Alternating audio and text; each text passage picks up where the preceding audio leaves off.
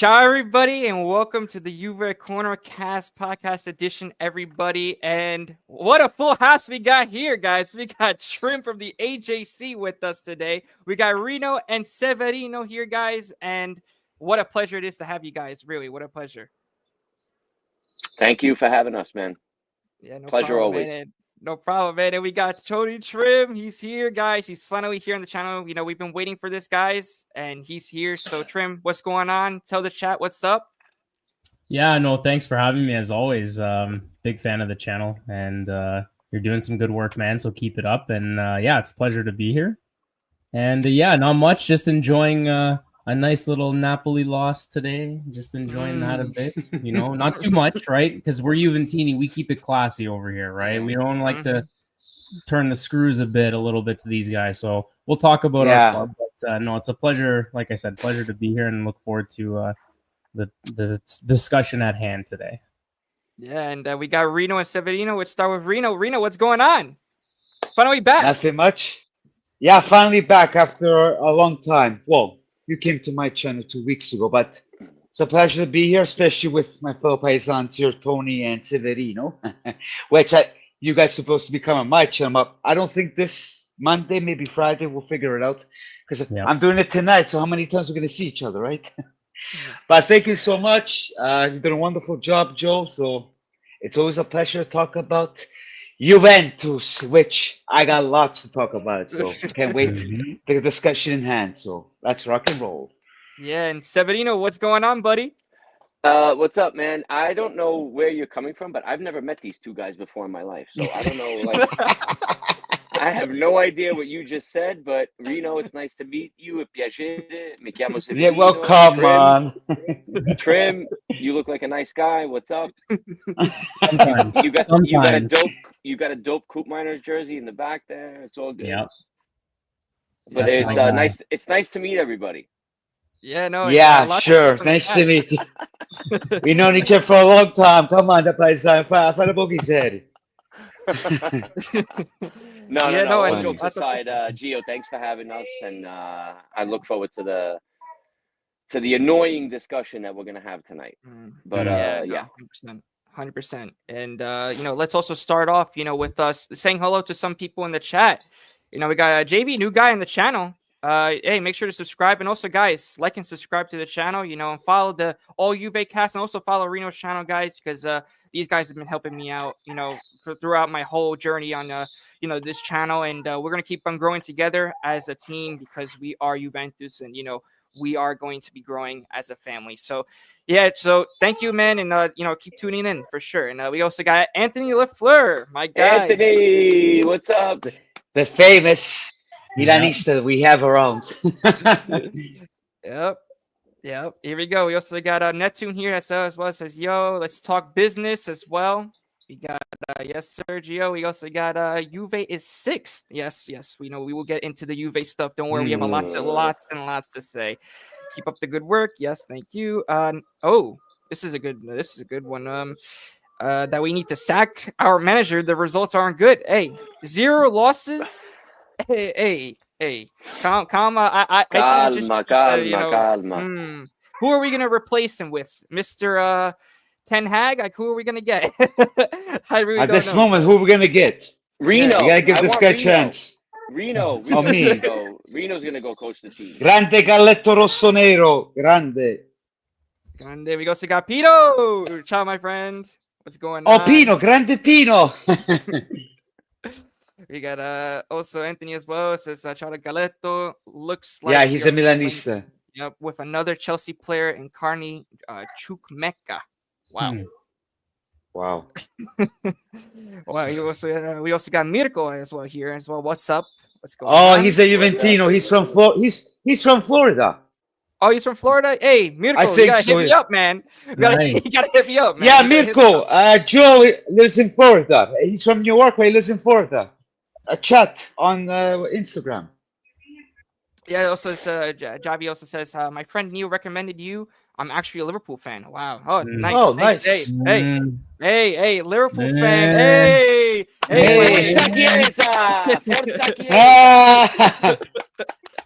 Now you made a friend for life in Severino. Let's Yeah, there you go. go. There you go. We also got a Pino that says Mancini over here. Wow. No And, way. No No. way. No. I Either don't know about Klopp that. or Gasperini. That's it in the future. Mm. Hey, I mean, we also got when we messed up the game, minute 1 and 19-second when Fajoli didn't pass the ball and just tried to take a shot. Yeah, Yeah. no, oh, Fajoli. And let's get Can I- into it, guys. Yeah, can I Let's get say into something about that? I actually liked that he did that. It was That actually Really? it was the first breakaway we had. It was the first like attempt we had. I thought that it was almost like to send a signal. Just Wow. to send a little sign to the opposition to be like, okay, we're gonna, bro. I've been wanting our midfielders to take for it's almost 3 years now, and we don't get that ever. All we do is depend on our flanks. I like that Fajoli took that shot.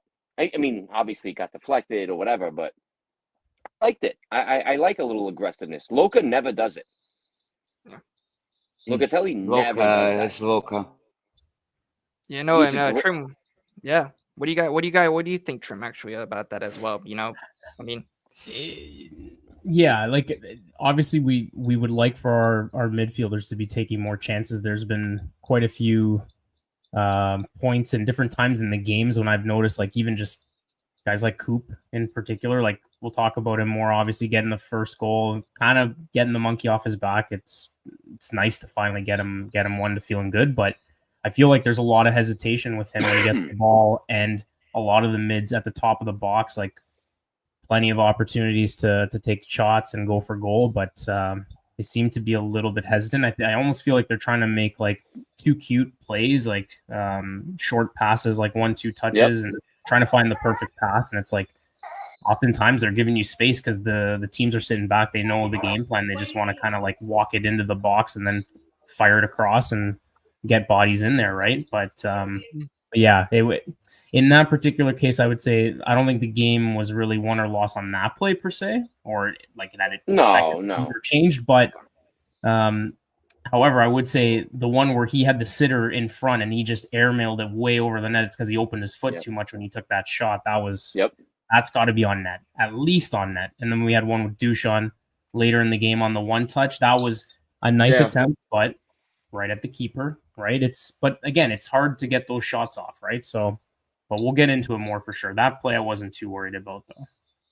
Yeah, no, and Reno, what else do you think about the Fajoli, especially with not just that, but the game itself, especially now that we're also gonna, this is just another question as well, but just tell me what you think. Guys, to be honest with you, I haven't really watched the game, just the highlights. If you have to tell me about this Fajoli, I didn't even notice. All I see that he hasn't been playing well, even with this game, which was a big mistake from Mota to put Fajoli, especially with Locatelli. Okay, che crema, you know what I mean? But the game itself, I don't know. I don't really know because having Mota getting frustrated, he had the red card. Finally, could minor score. But come on, we were losing 2-0. We cannot,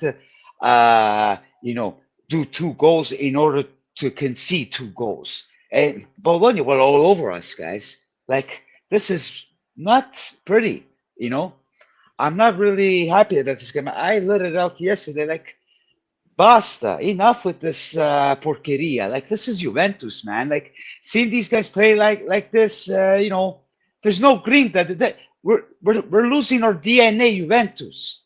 Like, let's be real, man. Like, Italiano outplay Mota.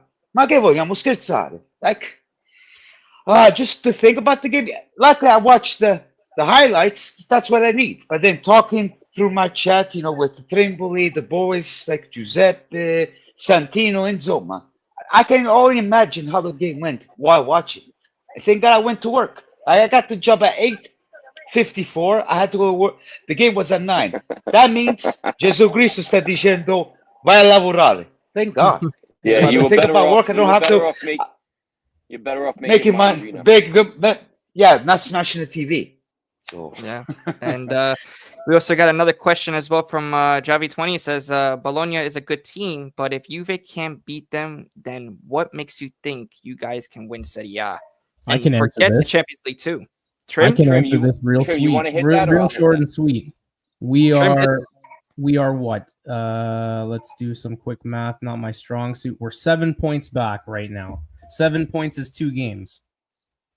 2 games is not a lot to make up, especially after that Napoli result. And I'm going based off of Atalanta's 34 points right now. So I know And this gentleman mentioned Inter and yeah. Fiorentina still have a game. They're at 30. Napoli's Yeah, at they have a game 33. ahead. Yeah.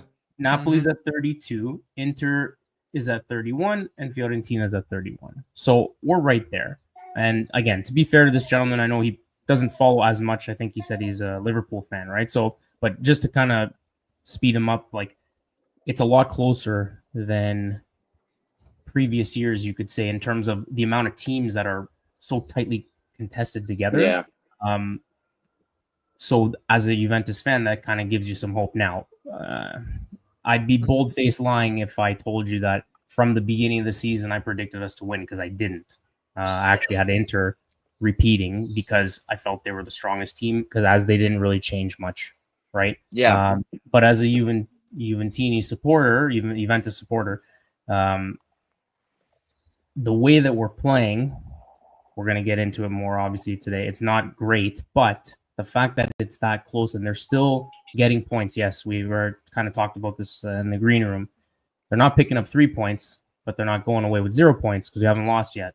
So we're collecting these little 1 points along the way. We are dropping 2 every other game or every game, but because it's so close for me, like there's still a chance mathematically. It's not like they're out of it yet. But again, they have to start putting some wins together. So. Yeah, no, 100%. And definitely, in Javi 20 also says, get Maldini as manager. No. Yeah, Please, no. please. Come on, guys. No, I don't think that would happen. Come on. And James is here. Welcome, my Grande James. friend. What's up, brother? We also got Lamb Chop here. Welcome, Lamb Chop, again, because he's been actually your loyal Juventini in the chat. So perfect. What's up, buddy? And I think Giuseppe is also in here. He did say hello. I don't see his comment. I think it went away. But Giuseppe is also here from our chat, Reno. So yeah, hello to him as well. Juve Canada. Yep. I think. Let me check on my end. If it shows. Where is he? Where is where's my friend? Where's my friend Giuseppe? Oh. We also got Atalanta's here from Mirko. I don't know. It could be because they're coming off a Europa League win. You have to remember that they finally know what it tastes like to win. So I wouldn't be surprised if they do challenge for the Scudetto this season. But we all know how Atalanta's history in the Campionato is. They do good for like half a season, and then it's just they It might be their year this year. I wouldn't be surprised because they've been pretty good. So if Atalanta wins instead of Inter Napoli, I'll be more than happy if Juventus doesn't have a shot. So guys, I'm gonna go out on a limb here. I'm gonna tell you that Atalanta won't even finish in top 4. No, I don't see. No, they will. will. Really? See it. No. Sorry, I don't see it. They fade away every year. They fade away. They hit. Yeah, but this is different though. They hit this hot streak, and I'm sorry, guys. I don't know if I'm just like a glass half full type of guy, but I'm sorry. I still feel that we're in contention. I really do. So I'll say this, and Trim, you know this already. Reno, I've said this to you a million times. Yeah. I just think that we're in the beginning stages of the Motta system. And Motta hasn't had, and I'm not blaming injuries by any means. I'm not blaming it. But I just feel that once we get into a little bit of, we're not even halfway through the season. Like, it's not even halfway. I think we're going to be fine. I really do. Don't you guys like watching you? Like, as much as we are not creative in the final third, I'm just so happy to have possession 60, 70% of the time every game, except for this game, except for this game yesterday. And selfish plug, Trim, you'll get this. It was against Italiano. Yeah. Your favorite. Where everybody knows I kind of want the Italiano, whatever. But guys, you all watched the game. Did you see what Italiano's team does? They push and push. Yes, are they weak on the back? 100%. That Duchan to Imbangula goal was Yeah. 100% you exposed their weakness. You exposed Italiano's weakness on that counterattack. But Right. other than that, they swarm. Italiano's system, they swarm the other team. They just constantly like on top of you where the team, like we didn't know what to do. We couldn't get the ball out of the back. We couldn't do it. And that's what I always liked about Italiano's teams. Now, do I like what Motta does where it's a high possession game? And Gio, I said this to you in one of our last lives. Motta's way of thinking is the best defense is if the team doesn't have the ball, they can't score. So we possess the ball. And that's a great way of thinking coming from Allegri, thank God. But when you come into encounter with a team like Bologna that has kind of almost the same way of thinking, we didn't know what to do yesterday. There were times when you guys watched the game, they looked like, holy shit, I don't know what to do. I don't know what to do. Yeah. Like they kept playing it back. Kalulu would go back to Perin. Perin would go back to Kalulu. Kalulu would go to Gatti. Like, and they were like, where do we start? How do we start? How do we start? So when Get cazzo fai, Nick. Get out of here, Nick. Sorry, Seb. No. He's good. We like Nick. We like Nick. Hey, Nick. Oh yeah. Nick, we like him a lot. Hey, we got Nick Diani from the Kicks and Picks podcast. Yeah. I just want to Rompiculo. That's what we got. No, Reno, he's happy today because Lazio beat Napoli. Yeah, of course. He's going to give us a hard time.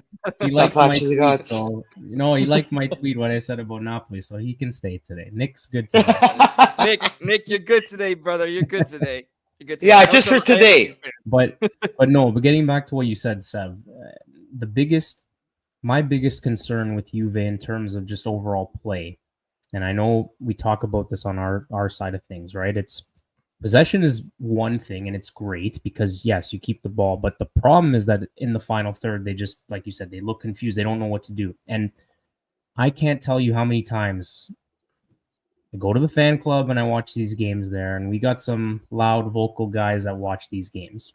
And one in particular, Mr. John Groh, selfish plug. He's president of the North American fan clubs, our fan club. He's the president. He yells and screams and he throws his hat, but he's yelling because he's saying, look at the spaces. And it's true. Yep. If you see those free frames that Alberto puts on our show all the time, our defender, let's say Kalulu in this case as the CB, has the ball behind our half and he's looking for options to pass to. Where are our guys? Our two holding midfielders, the double pivots, I don't even know where they are half the time. They're on the wings. There's a huge gap in the middle, and it's all 1, 2, 3, 4, 5, 6 Bologna players. How do you expect to build out the back from that way, or how do you expect to move forward like that? Right? You have our number 10, which is supposed to be Coop. Half the time is playing on the wing or drifting out wide. Oh, most of the time, not half the time. Most of the time, he's on the wing. Yeah, and it's frustrating, right? So, like I said, I think for me, and it's kind of unpopular opinion, I've always said that I actually wouldn't mind seeing him maybe kind of switch up the formation in terms of getting out from a 4-2-3-1 and maybe just, I don't know, maybe a 4-3-2-1 or just something to change it up a little bit, make it more of a narrow system. I actually even wouldn't mind, but again, I know with our players right now, our current roster, we have a lot of injuries. I wouldn't mind seeing them maybe switching to like a 4-man midfield and 2 strikers up top because I really feel Duchan is isolated up there and he could really benefit from another striker with him. But the problem is that we have a lot of wingers. So it's like, well, there's missing. Can I counter him really quick? Not really counter, but I'm curious of if I ask you this. I'm so done with the 3-man back line. Yeah. I don't want to go back to a 5-2, God forbid. Mm-hmm. But would you ever go with a 3 up front so we could do a straight 4-3-3? Yeah. A straight 4-3-3 where where instead, especially, look, it's so crazy that our whole team is based around right now Cambiaso, where Cambiaso kind of is gonna explain how we do forward without him, because we don't really have a replacement. You're gonna go with Rui or Savona, Danilo, God forbid. Oh my God. So we don't really have fullbacks. Savona was good. Cabal was good. Cambiaso obviously is, in my opinion, our best player right now. So, like, now, if we're not going to have him for the next few weeks, let's just say, because everybody who goes to J Medical is, Berto said it, the Bermuda Triangle. So funny. They just go and like you never see them again. Like they're just gone. Yeah. But if that's going to be the case, then would you think about going with a 3-4-3? No, I wouldn't do 3-4-3. I'd do a 4-3-3. But the thing is, then, for whatever reason, Motta loves 3 midfielders, but not in a 3-man system, if that makes sense. Like James put a 4-2-3-1. Right. For whatever reason, he likes 3 behind the striker. But if you play 4-3-3, every time we try to do that, it forces, never worked out. Yeah. It will force Coop, and I guess in this case, one of Thuram and Fagioli out wide, and Loca would have to be the holding midfielder behind. Loca will turn into a registra. Yeah, exactly. Which right? we don't want. We kind of want to get away with that. But that's why. So move away from that. That's why it's almost like we're kind of forced into the current system that we play, and it's just more of like, pray to God that we make it through these games unscathed and get some bodies back. Sounds like we're going to get, hopefully, Louise, maybe McKennie for Wednesday's game, but I'm not sure 100% on that. We'll have to wait and see as time goes by closer to the game. But Louise practiced with the team today, which is great. At least he was integrated with the team. So, but again, it's not all doom and gloom, but there are there are concerns. I wouldn't say major concerns just yet, because again, until we lose, I think it's good that we're getting City in their shit too. Like they're in their shit too, just like we are. So we're getting them at the right time. Thank the Lord. And do we need these 3 points to advance? Yeah. Yeah. Oh yeah. We do. Oh, we do. But I don't know if it's going to be easy with City.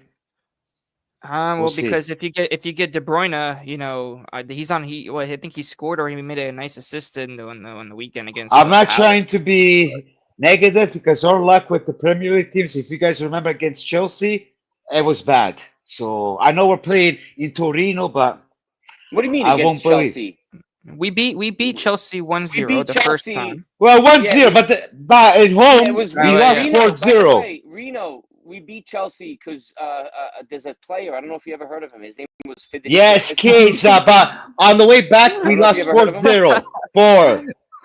That was the worst in Juventus history, losing like that, if we remember. So with Man City, we got to be very calm. Yeah, no, and Mr. Bravo Miss, if he doesn't start scoring, how can we have hope? If he can beat Bologna. Reno, come on. Vlahovic played a nice game yesterday. I'm sorry. That second half, he played nice. No, he didn't. Oh, come on. No, come on. He didn't. He's a vagabondo. Get rid of this guy. Enough with this guy. He played. My Serbian buddies tell me he's shit. My Serbian buddies tell me. So enough with this guy. For me, un vagabondo. He's not Juventus related. I'm sorry, Seb, but I just can't help it. I defended him. Enough, it's enough. The only good thing. Hold on. The only good thing is that he's playing his buddy Haaland. Remember, he made that comment about Haaland. The only thing he has is that he's faster than me. That's it. So let's see. Now they go head to head. It's it's gonna be a good one. So now it's I know you're very critical of him, Reno, and rightfully so. But like I always say, it's put up or shut up. You want to be considered one of the top dogs? Let's see. Let's see it Wednesday. Yeah, and I have a question for actually all of you guys, and this is regarding Thiago Motta and his management of the games, and also I think his ability to identify where I think players are supposed to be, especially in the positions. For example, with the amount of injuries that we do have, why doesn't he put Yildiz as the 10 and put Coop a little bit more back?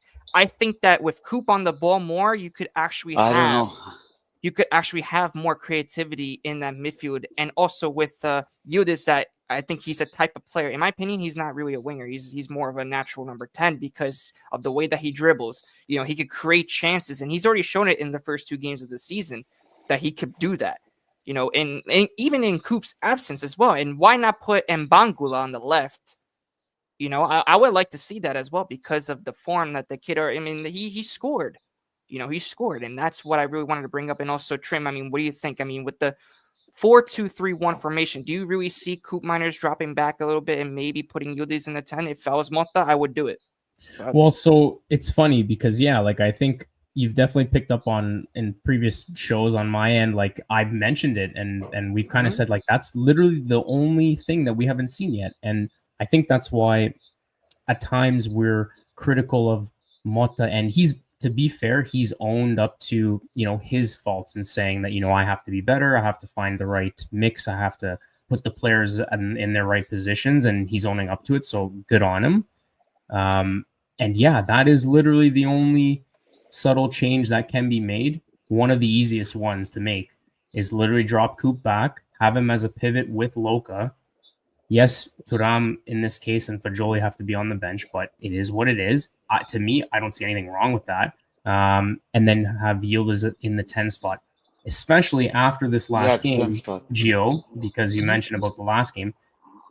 I don't know about you guys, but I've been kind of saying this for a little while, and I never understood when Mbangula started the season against Como and Verona, and I said to myself, I'm like, why is this guy not getting a little bit more game action? I don't expect him to start every match, but even coming off the bench, like I've noticed he hasn't been putting him in, and I've always thought that was really strange. And go figure, he gets in there yesterday, and he's the one who gets the tying goal. So the guy already has 3-4 goals coming off the bench in limited action and limited minutes, where he only played the first 2 games I think he started, which, like I said, was Como and Verona. That's a long time ago. So when you have an option like that, you can either put him on with Chico on the other side, or put Way on the left and Chico on the right. Yildiz in the center. Hoop and Loka, the holding mids. Vlahovic up top. Try it out. It'll make it a little bit easier, I think, personally, when you have a couple of more extra bodies back, like a Louise and maybe even a Weston. When Weston comes back, like it'll help out in terms of like a little bit more rotation. But like I said, I've been kind of harping on it a bit, and I know Alberto's mentioned it as well on our show, and we've kind of just felt the same way. It's like that's the easiest little tweak that he has not made yet that I feel can really make a difference. How about you guys? What about you Sev, you Reno? What do you think? I'm on the. I don't know if any of you noticed yesterday. Yildiz to me yesterday was a lot more up the middle, and I want to say it's only because it was a Loka Fajoli midfield when the game started. Because it was a Loka and Fajoli midfield, I feel like Yildiz was more up in the middle, and Coop was more playing the flanks, kind of like an everywhere kind of guy. Like you would see Coop Coop was actually everywhere yesterday. Yeah. Like it was almost like I'm watching the game and I'm like, oh, there he is again. There he is again. There he is again. Like, and he was right, left, midfield. He was coming back on the ball, even to the back line. Like he was all the way back sometimes. Yep. So I feel that happened only because it was Fajoli as opposed to Loka and Thuram. Yes. Right. Once Thuram came into the game, obviously they took Fajoli out, but he's got so many options with this team. And I think this is what bothers us all as Juventini fans, is that I think once Luis comes back, that's what makes me not worry about the standings and everything, because I think we haven't seen this full squad yet. Luis has shown signs where he's so freaking good on the ball when he's in control. Where I think our problem in, like, let's say January, February is going to say, is it Luka Thuram or Luka Douglas? Because I think he's gonna come into his own thing. And Douglas is, if you guys ever watched Douglas in an Argentina game, he is so fucking good at control. He's like a Bidlo, but but better like getting around guys. Like he's like a mix between Pogba and like Bidlo, where he could control, he can get guys away, he could dribble his man on, and then just pinpoint a pass at 50 yards and nail Chico on the corner. Like he's just so good at that. But we just haven't seen it, right? So we're right away, oh, that's it. Douglas is shit. He's gone. He's finished. He's whatever. A lot of people say that. 100%. And they say the same thing with Nico Gonzalez. We don't know what this team is yet. I don't know Nico Gonzalez. We've never played at full strength. I don't think Conceição, Nico, and Yildiz and Coop ever played together at the same time yet, right? I don't think they have. No, they haven't. Nope. You know, so everybody's like so quick to, oh, we spent 150, 160 million in the summer. Oh, and they haven't won. They tie all their games, and we don't know yet. We don't know. So let's everybody just relax. Calm down, relax. Calma. Everybody's already Mota out, and bro, for me, trust me. For me to still be saying, let Mota breathe, let him do his thing. I'm already happy with Mota, and I'll say this, Gio, I said this to you a million times. I like watching them now again. Because if they lose possession, they fight to get it back. They don't park the bus. They don't do any of the shit like that I hated under Allegri. I hated it. They still do comparison, you know? Oh my with God, the Allegri last year and Mota. Like, come on, guys. If they're going to compare, much. you compare with the 2 first seasons. Yeah. That's how you compare. Yeah, you not the last season. You know, you can't do that because Allegri had the 3 seasons already. I used to say this to you all the time. I would say, I hope that Juve doesn't score early, because if they do, it's going to be, you can go to sleep. You can go to sleep. If Juve scores early under Allegri, that's it. It's a boring ass nothing game. Like, it's just going to be like whatever. Now, I like watching the games. I really do. I enjoy them. I have a problem with their creativity in the final third, where they just keep popping it to Chico out all the time. They just pop it to him, which is the same thing they did to Chiesa, by the way. They just kept popping him and make him create something out of nothing. Because Conceição is the one that created, and he's the one that has. He's our only. Now, I know what you mean. A lot of people have been telling me on my end the final third, like as you just said. Right, but Reno, if you think about it, that goes to Trim's point, where if Chico is the only one who's going to create on the right side, who's the other one? Okay, on the left side is the issue, because if Yildiz was in the middle, if Yildiz can play in the middle, as a number 10, somebody we need as a number 10, and Coop should be like a Chanaloglu is for Inter. Yes, that's what Coop should be. Yeah, and then on the left, we don't have that guy, and I'm sorry, I know you guys like him. Weah is not that guy. Okay, so if it's me, it's 50-57. I never said that I liked him or hated him. I don't like Weah. I was okay with Nico, but Nico's never there. So well, man, Bangula, put in instead of Weah. Oh, I don't mind Bangula. Put these young kids. Player. That's the problem. What Mota did yesterday. He did the rotation, yes, but put Thuram, put Yildiz in the right position. Come minors, Kia, Membangula. Like, we have the talent. We gotta produce. So one thing I just wanted to quickly bring up, because I was curious, Sev, about Luis when he comes back. I know he's mostly played in that pivot role, but I personally actually think I could see him as a rotational piece in the 10 spot.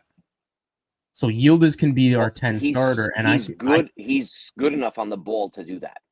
Yeah, like I think he's so good on the ball. I think personally the natural switch of Coop dropping back and putting Luis up as the 10, but not as a starter because he has to work his way back in. Yeah, I think he could be the natural sub to Yildiz, and if he's up there as a 10 coming off the bench, that's where you're going to get the best out of Luis, because you just said it and hit the nail on the head. Like, his best attribute is passing, and his best attribute is like finding the open man. We're lacking, in a sense, someone that can unlock Dusan and get him the ball. Yeah. If that's his job, to play behind Dusan and just literally get him the ball in the penalty box, like in the box, and get him to score, 6-yard box. Yeah, I would try it. Like, I mean, again, this would take him away from standing in front of the net and causing a couple of PKs and sticking his arm out. You know, he wouldn't be so far back. Yeah. You know what I mean? Little tongue-in-cheek comment there, right? But no, in all seriousness, like, I think naturally for me, like, I'd like to see him playing higher up. And I think we were going to start to see that, but unfortunately he got hurt. Like, he could just come back, and then he just picked up that muscle injury, and we haven't seen him since, right?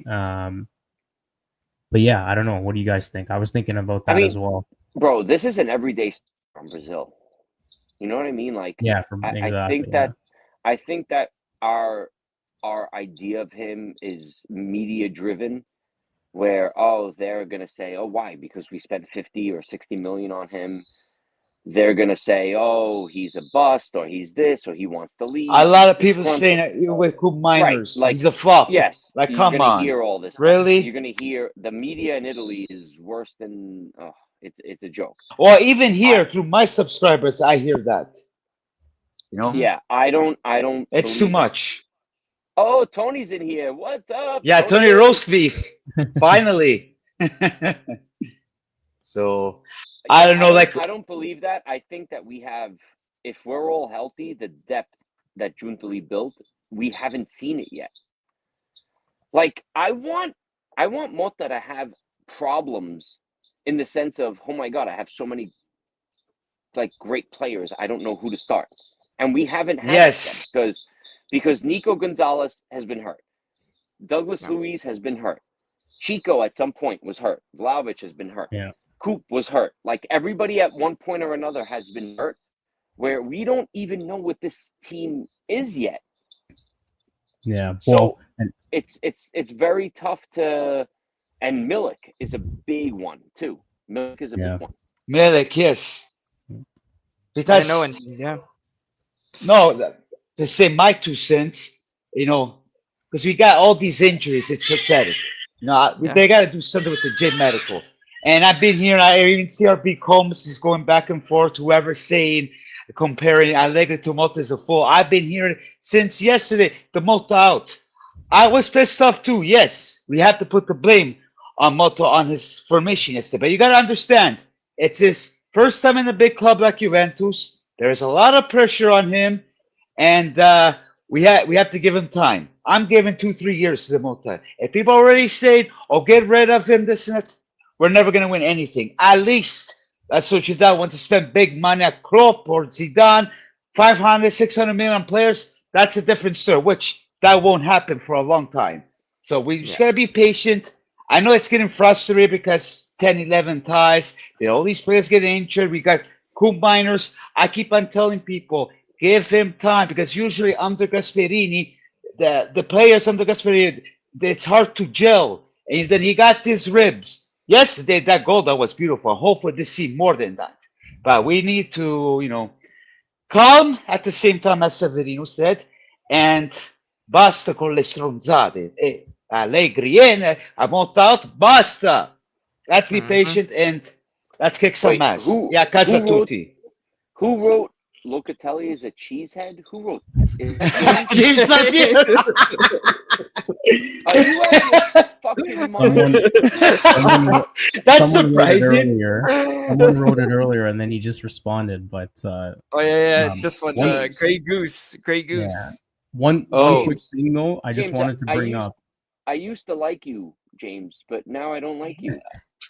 Are you kidding me? Locatelli. James doesn't like Chiesa that much. I'm just telling you, Seb. Yeah. But no, one thing I just wanted to bring up also, and I forgot to mention this the last time I was on our side, but Mhm. another thing that people forget, in the summertime, we were doing a lot of mercato shows. And I remember specifically Motta apparently was saying that he doesn't want a big roster. He wanted somewhere between 22 and 23 players.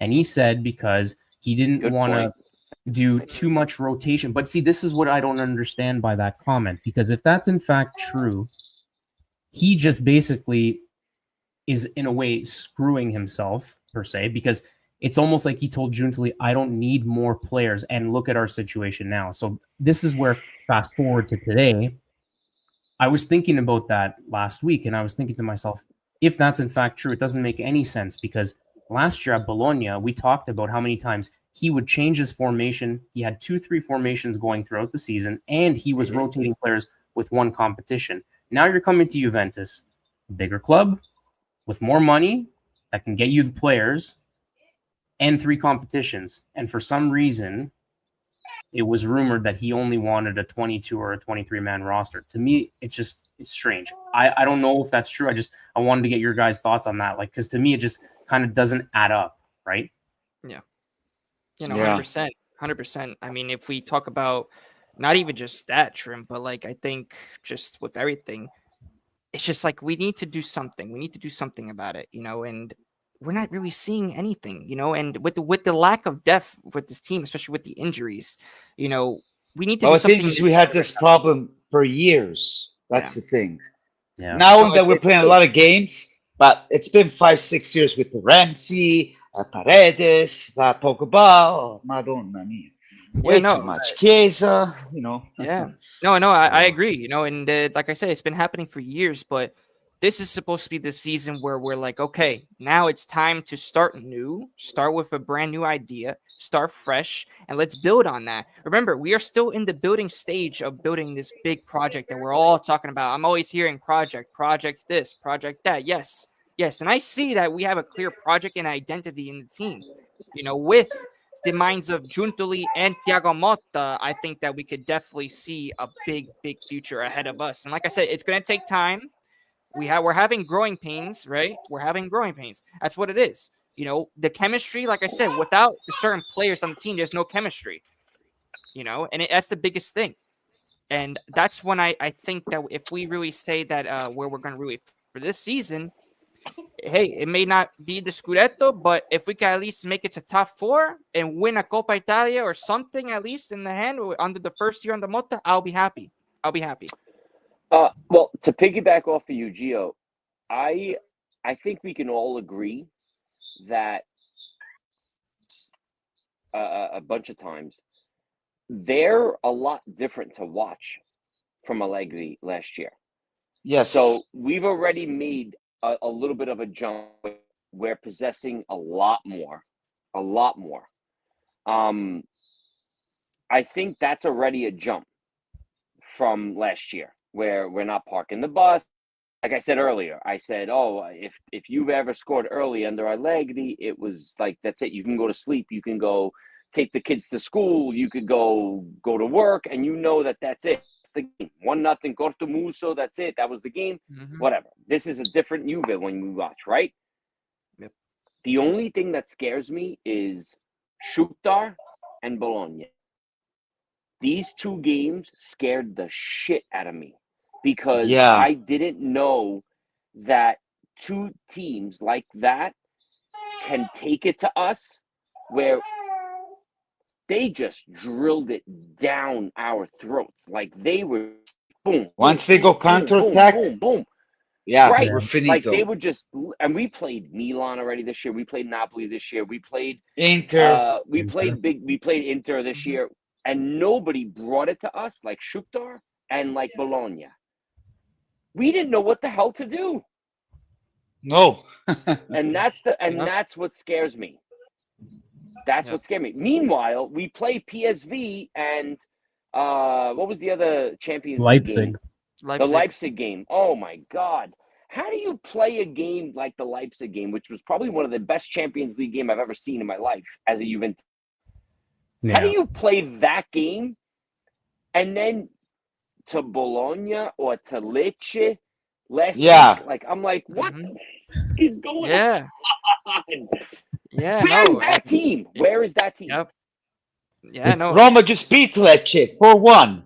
Like, come on. Right.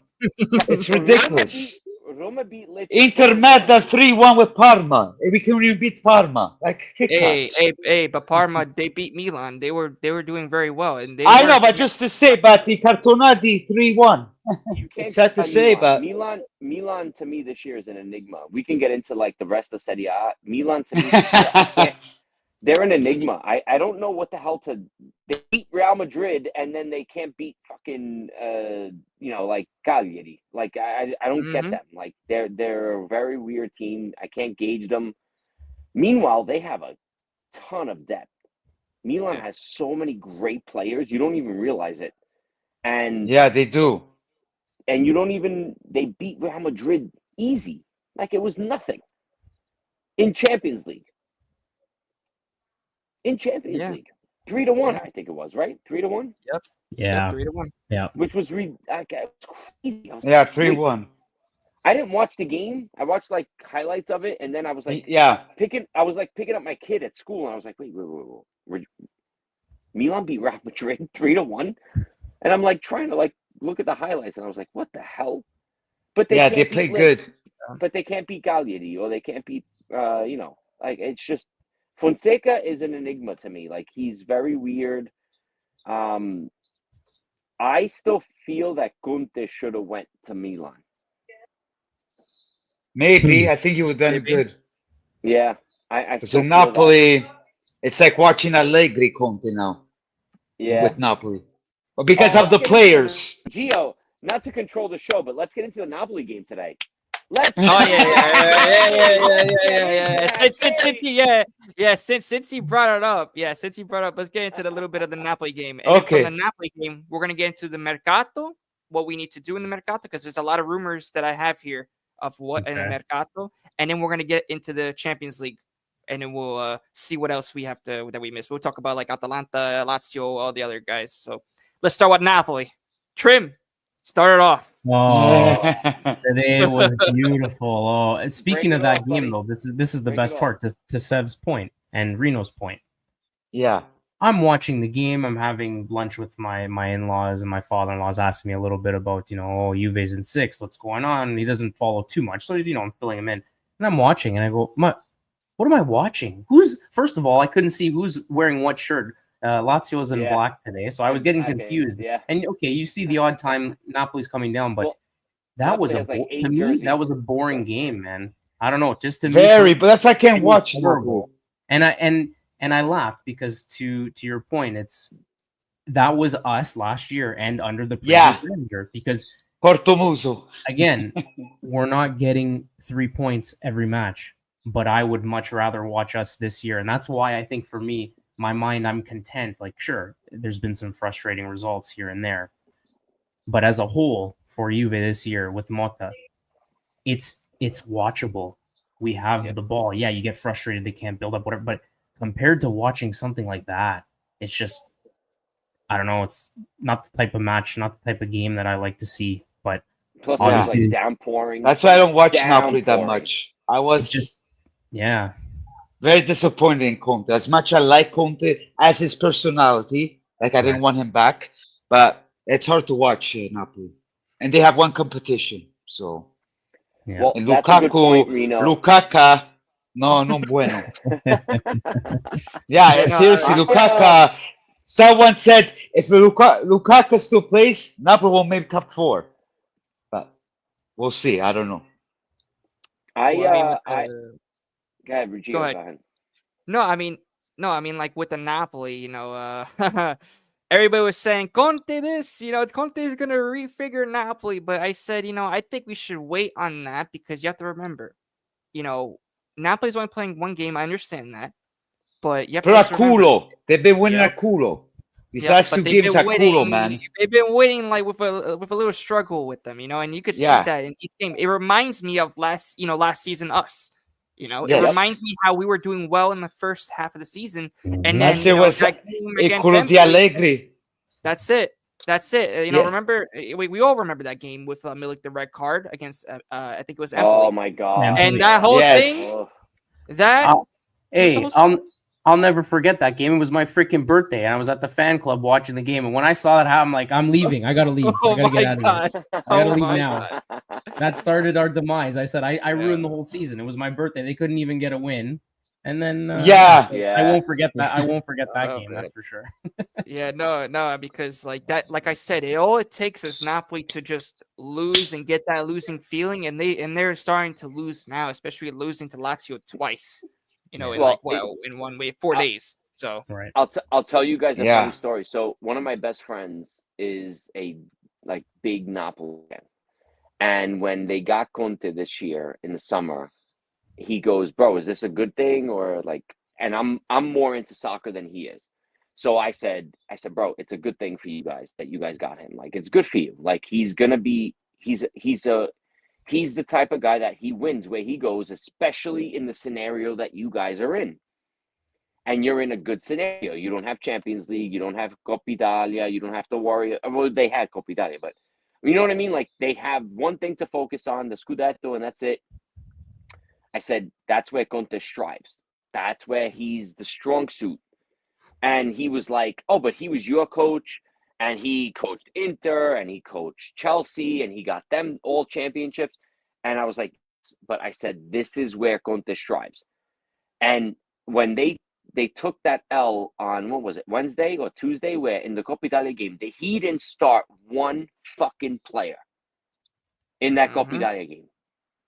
That's Conte. That's Antonio Conte. Like, he doesn't give a shit about Coppa Italia right now. He doesn't care. Yeah. Like, I literally feel that he went to ADL and said, just so you know, before I sign this contract, I'm not going to give a shit about Coppa Italia. 100%. And I'm Yeah. sorry. I know he got us a Scudetto and everything, but that's what bothers me about him. I don't think Motta would do that. I don't think Allegri would do that. I don't think Italiano would do that. Like any of the coaches that were ever like in relation to Juventus, I don't think they would ever say, hey, by the way, I'm going to literally just get me out of Coppa Italia. I don't want it. Get me out of Europa League. I don't want it. Who did that? Sarri did that, I think, right? With Lazio. Yep. yep. Like, I can't stand that. Like, keep me relevant at least. I'm not asking to win it, but keep me relevant. What Conte did this week, Yeah, it was bad. It was an absolute joke, bro. He could have fucking swiped the floor with Lazio. And look what happened today. Look what happens today. 4 goals in total with Lazio in 3 days. But but that's my point. Like, he ate his shit today because he. But look what he did. He was like, oh, I don't give a shit about Coppa Italia, and now I'm more focused on the Serie A thing, and he got his ass handed to him both games. Yep. That's the one thing with Conte that like, and in the rain, it was so funny to see him with his hat. Like he had his hat like down, raining on him. It was hysterical. I loved it. Yeah, no, and I, like I said, I agree with that, and especially with the Conte, like they're saying that the effect, and we all know if Napoli was in the Champions League or if he was in the even in Europe and in general, that they wouldn't even be, I think, as close as they are now. Oh, I don't even And think like he I would have said- signed with Napoli if they were in Champions League. I don't think he would have signed. So hear me out. It's going to Go get ahead, really Triv. interesting because what happens if we're going into January and we're going to talk about Mercato? So what happens if there's another couple of slip-ups here? We know what happens with him. He starts losing his mind, telling AD, go get me this guy, go get me that guy, go do this, go do. And then what happens if they can't? What happens if he can't go? He's going to leave. He's going to start leave. and that's why.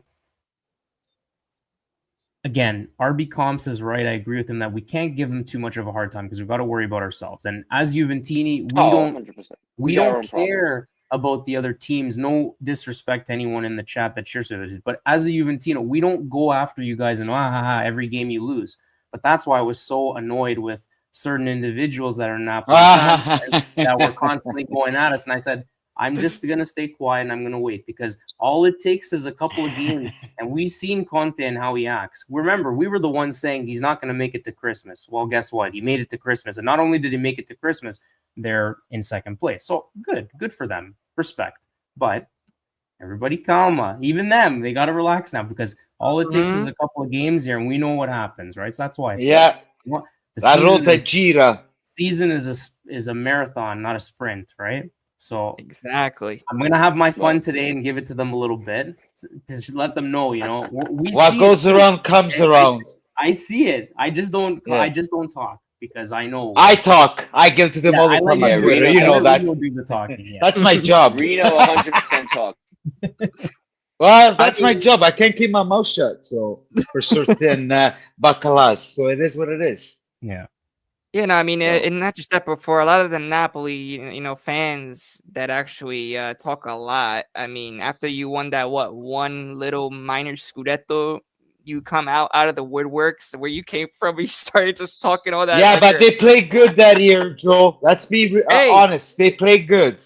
Like yeah, but I'm that not. year, but- Napoli was on fire, even Yeah, at but- the Champions League. But the score is still 38-3. So, Mhm. and if you know what I mean by 38-3, Mhm. like No, I get that. I But know. let's be a little bit realistic. No. That year, Well, I say good No, things. I'll say But this: for give them- credit, give credit to where credit's due, right? So Yeah, we've yeah, had that's a what I'm lot of saying, Seth. We've had a lot of those seasons too, where Yes, nobody can yes, touch yes. us. Yeah, I think that year, I think it was more of a scouting thing. Nobody knew about Scalia. He was fresh onto the field. Nobody knew how to defend him. Osimhen had a breakout year that year.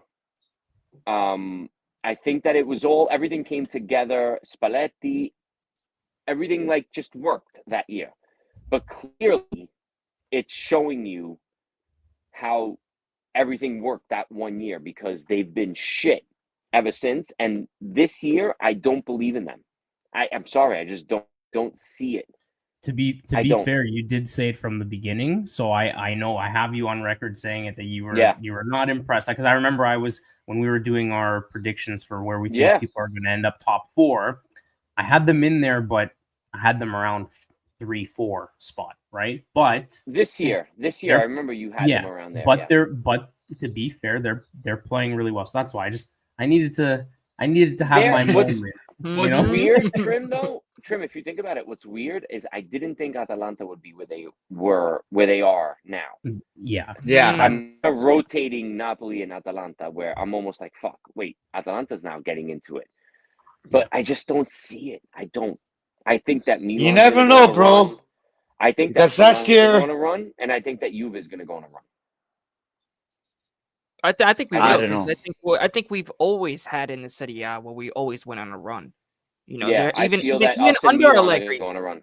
even under Allegri, we had that, chance of belief, towards this time of year where we could have, even go far. And like I said, it's not over. And like you said, Trim, I've also been saying it in the past streams as well. It's a marathon, not big, just like 50-yard dash. It's a marathon. You have to, like I said, if we start bad, I'm just gonna say a comparison. I mean, look at one of Allegri's seasons. I think it was like the 2016 season where he lost like in the beginning, like a majority of the games. But then we still ended up, winning the Scudetto in the long run. But that just shows you how it's just a marathon, when we have to take those slow, strides. And like I said, I don't see anybody else probably as big of a threat. Maybe Inter because they have the experience, and maybe Atalanta. Atalanta, yes. Those teams we gotta be careful. I don't see Napoli winning the Scudetto. I don't see Milan. I don't see really anybody that's like going for the grabs yet.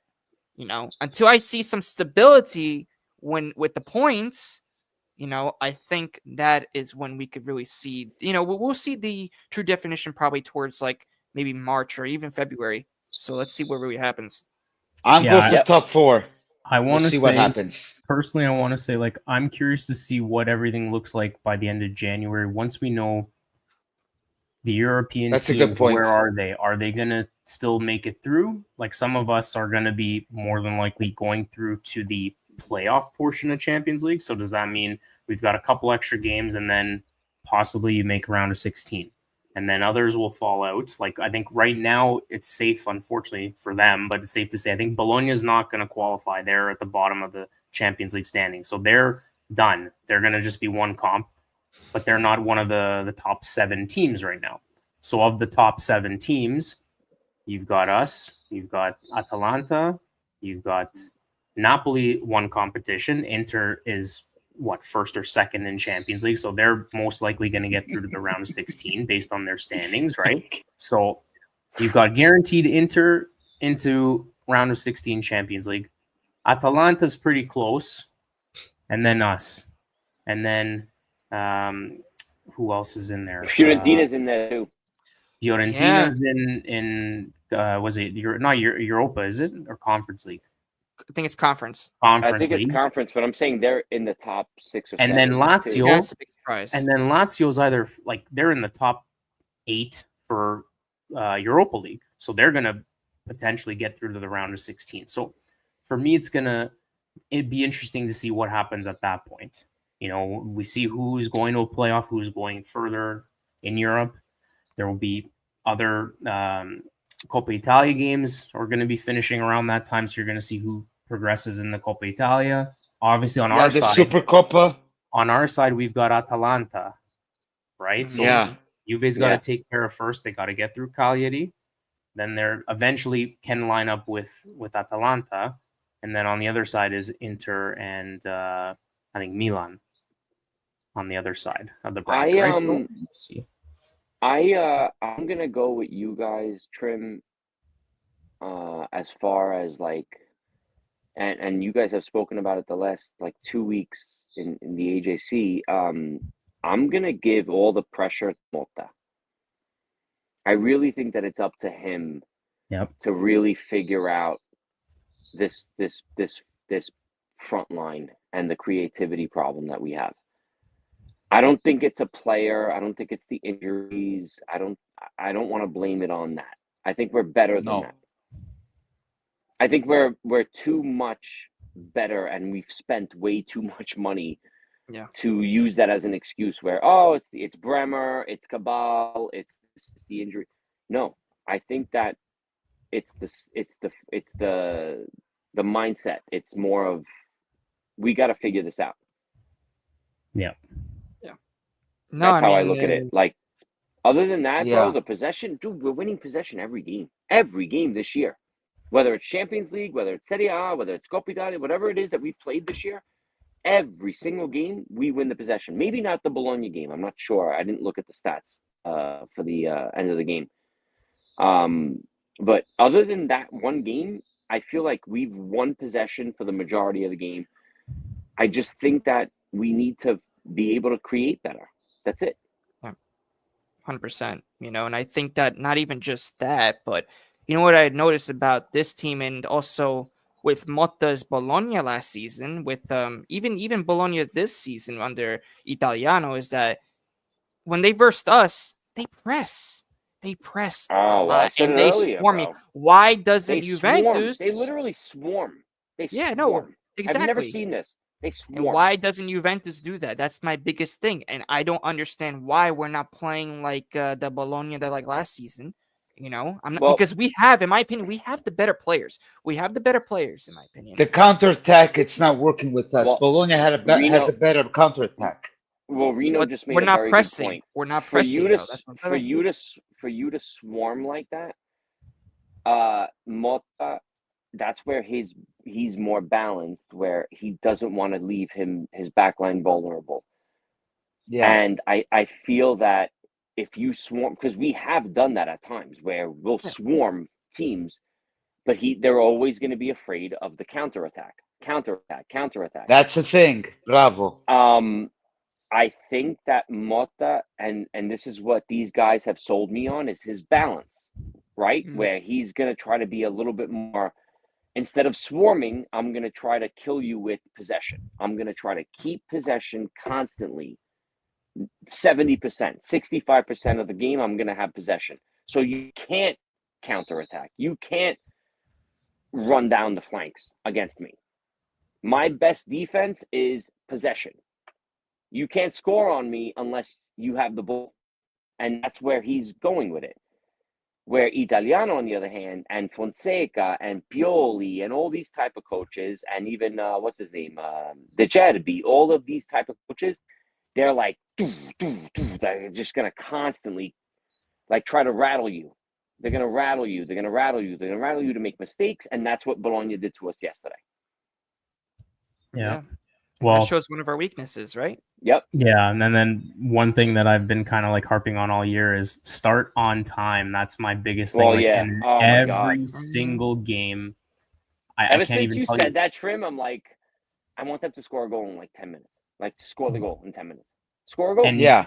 And next thing you know, you're looking at the clock, and then we're at the 26th minute, and we barely Touch even it. gotten across half. Yep. Like we Mhm. will have the ball, but so that's for me. That's the biggest thing. It's like the killer instinct to like, rather than sitting back and conceding and being forced to push, why don't you punch first and get the first goal? Right. That's the biggest thing for me that I would like to hope and see that Mota can kind of implement with us. Well, you guys all watched the game yesterday, right? Mhm. Obviously, you watched it. Well, me Did- 50-50. I was at work. At any point during that game yesterday, did any of you say, why can't we do what they're doing? 100%. Yeah, in the 100%. beginning of the game. I literally was talking to myself in the garage here last night when I was watching the game because I had to watch it on replay. I was at work and I'm watching the game and I'm like, why the hell can't we? They were making Galulu, Gatti, Cambiaso in the beginning when he was still in the game. Everybody was like on edge because they were swarming. They were literally swarming and they were making us uncomfortable. They took us off our game plan. Like, it's like, why can't we do that? Why? I know that. And Trim, I wanted to message Bert just to be like, you see what Italiano does? Do you see what he does? Well, we got to see if we can do that with Juventus because there's a lot of pressure. But I even said on my videos with Bologna recently, the thing with Bologna, because the beginning wasn't great, but now you see the results has been good. Yeah. But their thing is, once they go counterattack, that's what we got to be careful. Yes, our defense has been good, but yes, our defense wasn't great. But that's our problem. We haven't seen that counter, that grinta, you know. Well, So- the Dushan to Mbangulago was beautiful. It was a beautiful. That's beautiful soccer. To me, calcio. That's beautiful. Like, I don't know who passed the ball from the back. Was it Danilo? Who got it? Yeah, to I think Vlahovic? Danilo, then Vlahovic, and yeah. It was beautiful. Beautiful. And what was great about it, if you guys noticed it, Vlahovic held, and I know Reno, Vlahovic. Yeah. Bro, Yeah. he He's held a caca. he held the ball. It wasn't just the pass that he passed to Mbangula. It was the fact that he purposely drew 3 defenders on him to open up the lane from Mbangula. Like, that's what was the beauty of the play, right? So he drew. He has to be players, and consistent. That's what Vlahovic, and I know I'm a shameless plug, but that's what Chiesa used to do with Vlahovic, is draw defenders. No, guys, but joking aside, Oh, Chiesa. you got to draw defenders and you got to open up a lane for somebody else. And they don't Well, do that. I wish to see Chiesa, like the Chiesa we've seen before. Like even with Liverpool, my friend, I'm sorry. He hasn't been, it's sad, Mhm. So I know No, where you're but coming from, Seth. It's not that. It's more of what they used to do. Like Chiesa and Vlahovic, Yeah. whenever Yeah, they yeah. would play, it was very, very small time, but they would draw Yes. defenders. So Chiesa would take 2 or 3 guys on and open up a lane for Vlahovic, or vice versa. Dybala used to do the same thing with Higuain. They would draw Higuain, defenders bravo. over, and they would open up a lane for somebody else. We're not doing that right now. Yeah, but the problem with Vlahovic, he's not consistent. He has that one good time, and then in 10 games, boom, boom, boom. Like he has to be The problem with Vlahovic consistent. is that he fucks up the easy goals and scores. Hey, the hard bravo! goals. Oh, That's the problem with Yeah. Vlahovic. yeah, he can't take la pressione. You know what I mean? That's his problem. Even with the Serbia It's all national mental. team. It's all mental. It's all mental for Mannaggia la Vlahovic. It's all miseria, mental. We'll see what Vlahovic will- happens. Vlahovic will score a goal that I'm like, how the hell did he get that through 4 guys' legs? But then when it's an easy tap in, he misses it. So that's the problem with Dusan. Yeah, no, and Here's the the thing. biggest thing is, I think what I want to ask you guys a question here as well. What do you think is the biggest problem with our, front line? Do you think it's the striker problem? Do you think it's the wings? Like, do you even think it's the number 10? Like, what do you think is the problem why we're not scoring as many goals as we should, and why we're not even winning? So what do you guys think?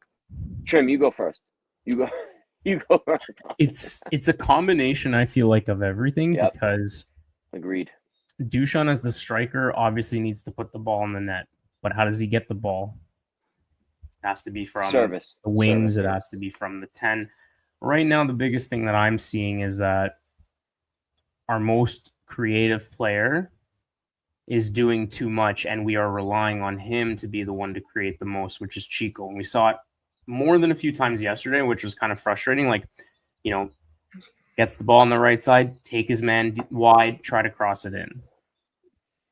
Maybe every other chance, he'll get it in the box, and then we try to get numbers there. But it's just becoming too predictable. So that, for me, is not on a player. It's on the coach and Mota to system. decide how to go about shifting things around, giving certain players the ball in the right moments to kind of create little plays. And actually, the one play that I really liked and thought that was our best chance and we didn't score on it was in the first half, where it was like the 1-2 touch with Coop to Vlahovic over the top, and then he hit it on the one touch.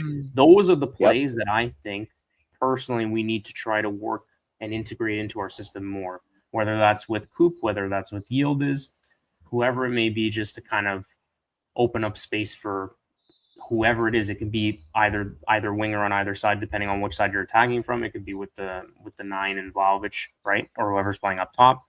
So I feel like it's mainly that. And then, of course, when Chico or whoever it is, the winger, let's say Yildiz on the other side, coming down the wing, going to send balls across into the penalty box, like, we need to send numbers there. And we've been saying that we've been screaming it at the clouds forever. Like, we're getting outnumbered by the other teams and they have more defenders in there than we do, right? So we need to send more numbers into the box if that's kind of how we want to attack, right? But I like those little 1-2 touch passes, and then you can expose the defenders, draw them in like Vlahovic did to Mbangula on that goal, right? So I think it's more on Mota personally than one particular position or player. Yeah, 100%. Severino, what do you think about with the question as well? I'm going to piggyback off of Trim on that one. Guys, how many games did we see this year where it's Yildiz or Chico or Weah just running down that right or left flank, and they center it and there's nobody there? It's Dusan with 3 guys on him. Coop is like behind and he can't get there in time, and the ball goes in between them and it just goes right back to the right side or the left side, whatever have you. But I kind of thought in a 4-3 or 4-2-3-1, we wouldn't have to work on the sides as much as we do. We depend so much on our wings, where I thought with a guy like Coop, we could break through the middle. And I wanted more. I keep bringing this up. I wanted more Chanaloglu type goals, where I wanted Loka and Fagioli and Thuram and these guys hit shots from like outside the what is that? I guess that would be the 20-yard. I don't know, the 18-yard box. Yeah, like I wanted more where we don't have to literally bring it right up to the net, right up to the 6-yard box to score a goal, like centering it. And I don't know if you guys noticed this yesterday. Everything was long passes. And Bologna just kept intercepting the passes. That's all they kept doing. That from Danilo, from Loka, from Kalulu, like from Perin, they just kept these long balls and they would just keep intercepting the balls. And I'm like, stop doing that. Play the ball on the ground. Yeah. Play the ball on the ground. You have Yildiz and Chico on the wings. Play the ball on the ground and use your flanks. Okay, fine. We'll try that way. But then it's when we get to that final third, like you said, Gio, we don't know what to do. Dusan and Coop are in that middle, And I'm sorry, guys. I don't know if you've noticed this, but Coop almost has become a false nine. He Yeah. really has. Maybe. He's become a false nine. I mean, he's big enough. He's a big guy, so maybe he could do it. Like he's that kind of guy. Like he's almost like a striker at that point. But is that what we got him for? He's supposed to be a creator. Mm-hmm. You know, like I thought we were getting a creator. Yeah. He's Yeah, not- more he's than a not goal really. scorer.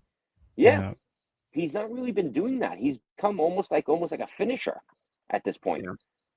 So again, like to piggyback off of Trim, I think that it's on Mota to like really give these guys some kind of an identity and be like, Dusan, this is your role. Coop, this is your role. Yildiz, this is your role. Chico, this is your role. That's why I'm kind of really curious to get Nico back. I really want to get Nico back. Yeah. And just to see what we could do with a Chico and a Nico on the wings, put Yildiz in the middle, put Coop behind him, not in front of him. Put him behind him with Locatelli, and see what the two of them can do. Even though I've loved Thuram, guys. By the way, I've loved Thuram the last. Yeah, Thuram. He's a beast in that thing, man. Yeah. That's why I almost say we need to go to a 4-3-3 way where you can almost have Loca, Coop, and in the midfield, and then put the wingers and Vlahovic at the top three. But these are all beautiful options to have. You know? Yep.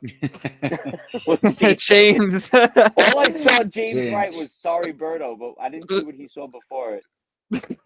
the quotes of I don't Oh, rate my God. Vincenzo Italiano. Oh my God. You guys are crazy. Italiano's a good coach. He's a good coach. Yeah, I but don't know. we have to see him in a bigger team, right?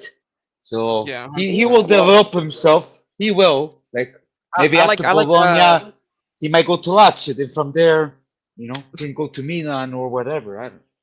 Yeah, no, I actually like Palladino better than Italiano. Palladino's a Because nice of coach. the way that, Palladino. where has Fiorentina like this season? I mean, they come out of the woodwork, and Bro, they this are guy winning wanted games. This guy wanted Keane for 2 years. He finally got him, and look at what's going on. Yep. And Yeah, I but couldn't Keane- stand Keane. I couldn't stand Keane. No, but Ooh. Keane is more better. I He was think he's not more better. Juventus- Yeah, he's not Juventus. Less pressure. Yeah. He's more of a So- he'll be like a Vlahovic, because I think even Vlahovic does well with less play. No, it's true. Yeah. Look at when he was at Fiorentina, he was back and goes bam, bam, bam. No, bam. I Yeah, know. yeah, That's yeah. how we all wanted him. But Yeah. too much money they got him. Yeah, but Reno, different system. You have to Mm. put. Look, I was talking to Giuseppe, all of our friend Giuseppe, in the chat, right? Yeah. And I said this. Let's do a quick little thing, Gio. Mm-hmm. Everybody talks about Holland and Dusan, right? And Reno, you're not going to like this conversation. Okay. Okay. Put Holland on Juventus and put Dusan Vlahovic on Manchester City. How many goals? How many goals do you think Dusan will have with Manchester City? With that service. I don't know. You have to see if he can maintain the pressure, because even Man City, there's a lot of pressure Premier League. You have to but see look that. at the service he would get with Man in that style of play under I don't know. Pep. It's hard for me to. The service between see with me personally, I think Dusan would have 30, 40 goals a year with Manchester City. 30, 40, maybe 25. I don't know. No, I think I'm sorry, I don't know. For me, I it's think Holland would have 15 goals with Juve. I don't know. It's the service, guys. These are forward strikers that rely. They live and die on service. If they don't get the service, they're not going to score. They're just not. Yes, Dusan has eaten a lot of goals this year. I'm not going to lie. He has eaten a lot of goals. But Yes. you put Dusan on Manchester City, he's going to score just as much I goals don't know. as Holland. Sorry, Seth. I find it hard, because even with the Serbia, he hasn't been doing great. So we'll see. He wants to leave. Apparently he's not going to accept that low salary. So let's hope Arsenal will get him, or maybe Man City might get him. Let's see if he's the different Vlahovic, then all credit to him if that happens, if he ever leaves Juventus. So, Yeah, no. Trim, And, what do you think? Well, Mm. I mean, Haaland's got what 150 chances every year to score. Yeah, So he's that's what my point is. he's gonna get more chances, but it's hard to quantify exactly how many goals. yeah, Either but one. will Haaland at Champions League, he doesn't do much. There's pressure on him at the Champions, but Premier League, he gets a lot of he does a lot of goals. But Yeah, this year, and not really, because Man City è una cagata, quindi we cannot say nothing. they're in a bad moment too right now. Yeah, and that's they are. the They're biggest. struggling. I've been They're watching struggling. them. It's embarrassing. But But we'll see.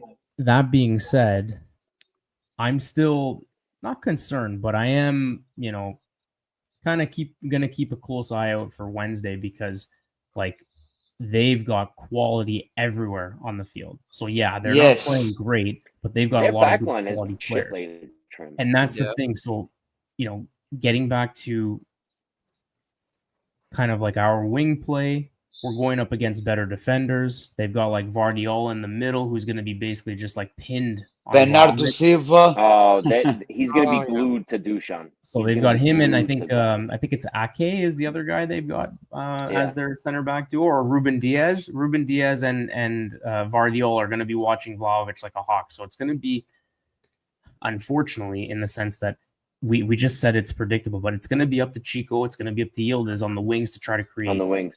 Hey, we gotta be And here- careful, Bernardo Silva. That guy scores all the time. Okay, but here's our issue. Normally, we would have Bremer glued to Holland. Yeah. Yeah. We don't have that It's now. Gatti. It's gonna be Yeah. Gatti. I think it's gonna probably be going Gatti. to be. It's going to be Gatti to like frustrate him. Matteo. Grande big- Matteo. The biggest thing is we were saying on our channel, I think it was last week before, like looking ahead to this game, they're slow in the middle of the park. So they've got speed on the back end, but in the middle is where our midfield has to really boss and play well. So that's going to be up to Coop. It's going to be up to Loca and whoever else gets in there as the second. What pivot. do you think? You guys think he's going to go with the Loca Turam thing to put a little bit of presence in the midfield, or is he going to go back with Fagioli or possibly? I don't think he'll go Douglas. I would personally put Turam because I think there's speed Yeah, there as well. Fagioli, no. So not only does he have the physicality, but I think Turam can create, but he's also got the long, lanky kind of speed to him. And it looks awkward, but he makes it work and he just flies by people. So for me, I would go Turam Loca and then Coop, I guess, in the 10. But again, like, I don't know, maybe this is the game where he finally says, you know what, let's move Yildiz to the 10 and put Coop back there with Loca and let them boss the middle of the park, right? I don't know. We'll have to see. You guys think that Coop can go back in a pivot? Yeah. 100%. 100%. No, he can meaning play back, anywhere. meaning back like on a counter or whatever. Like you think he can pivot like that? Yeah. Or See that, Sev? James. All in runs through Service doesn't defenders, matter. Yeah. I guess. Nah, I don't think so, James. Well, I mean, hey, but if you You're wrong, buddy. Holland, no, but he might have a point because I mean, Holland, we could all see that Holland's definitely way faster than Vlahovic. I mean, especially like we already seen it this season with Vlahovic. Especially against like, for example, Empoli with that one-on-one with the goalkeeper, and he had that pressure with that goal. And what happened? He misses. So with Vlahovic, I don't think he's missing that chance. If it's Holland, if it's Holland, he's not missing that chance. So that's where I say that. And I think even in the big moments as well, Holland does step up, and also even I think he could score those hard goals as well. Even if there's like a defender on him, all he needs to just shove him off of his, because he's big in size and then just turns and just takes a nice shot. Vlahovic, if a guy is on him, then he's either gonna fall on the ground, which he does like all the time. He's like a flipper over there, just like falling on his ass all the time. Well, like Lautaro. I've said this a million times, Gio, on your lives. I at guys like Haaland and Vlahovic different than I look at like an Osimhen or a Lukaku or whatever. Like these guys are power strikers, right? They use their body a lot. So they're going to use their body to have their back to the net and then 180 somehow try to figure out how to control the ball and take a shot. however they can, using their power. Now, you guys wanted, like a lot of people have said this, put Yildiz, when Vlahovic was out, put Yildiz in the 9 role. Yildiz is not a power guy. He's not big. He's not like a Vlahovic or a Lukaku or a Holland. He's not gonna be able to have a guy pulling his shirt, take a hit with his left. He's not gonna be able to do that. That's not what Yildiz does, and that's not what Weah is. Like these guys are not power strikers. Yeah. Lautaro Martinez, for example, is not a power striker. Thuram is not a power striker. To me, Holland, Lukaku, Vlahovic, they're all in the same category where they could have 2 guys pulling their shirts and still get a shot off. Yeah. I think that's a big thing that we rely on. Is I feel that we need a guy to take some of those guys off of our power striker, to draw the defenders onto him. And I'm not bringing him up again, but I'm just saying, like, Chico can do it. No, but Chico does it. Chico does. He draws guys over to him. You could see yesterday that Italiano, every time Coop Miners touched the ball, there was 3 guys on him. Every time. Yeah. That's what we need. Take the focus off of Dusan. Take the focus off of our main goal scorer, and then you open up lanes. You open up lanes for our other guys.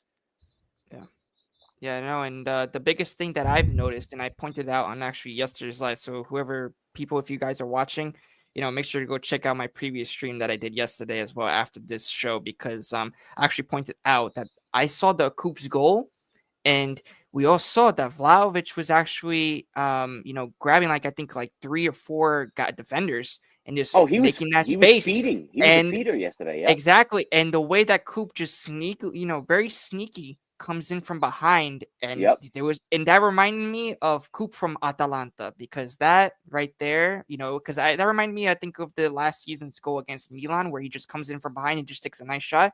Same thing here. It was like it was right there for him. It was on the platter, and you need to finish those. And that's where I think that Coop that's a specialty is finishing as well. And I really think that he's going to be massive for the game against Manchester City. So it all depends, I think, on Motta, where he really puts him as well, because like we said, me and Trim, right? We all said that we think that he should drop back, but it all depends on Motta. Motta should be able to read it, because he's the coach of Juventus. We're not. So if we're seeing that, and he's not, then there's a problem. But I think in the long run into the season, I think he will eventually see it, where I think Coop is being used improperly. But I think we can really think that he'll find out. You'll find out.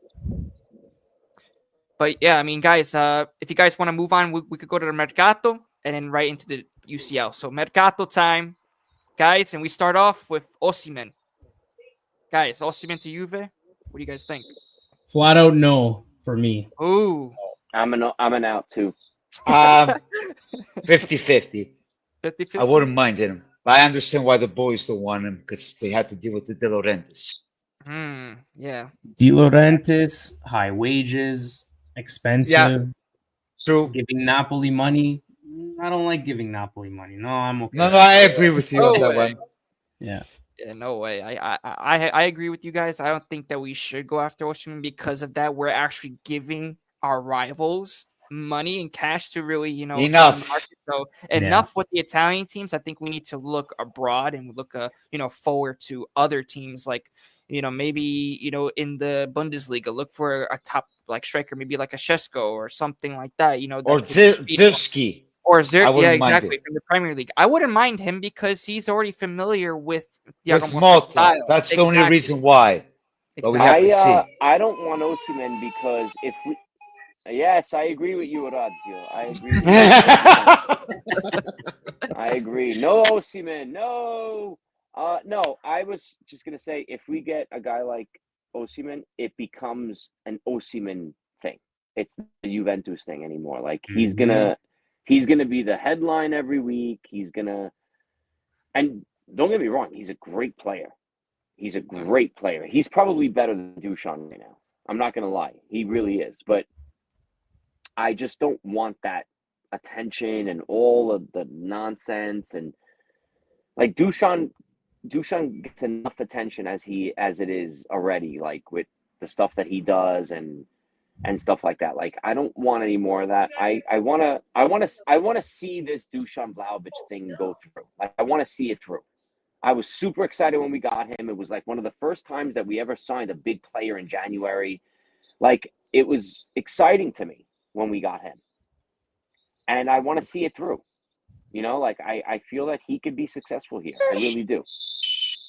Yeah, Trim, what do you think? Yeah, it's just exactly like Sev took the words right out of my mouth. It's more of, you know, it's going to be all about him. And I think it's more of a distraction than anything, coupled with the fact of the team he's owned by, high salary, high wages. For me, at that point, I'd rather keep Dusan.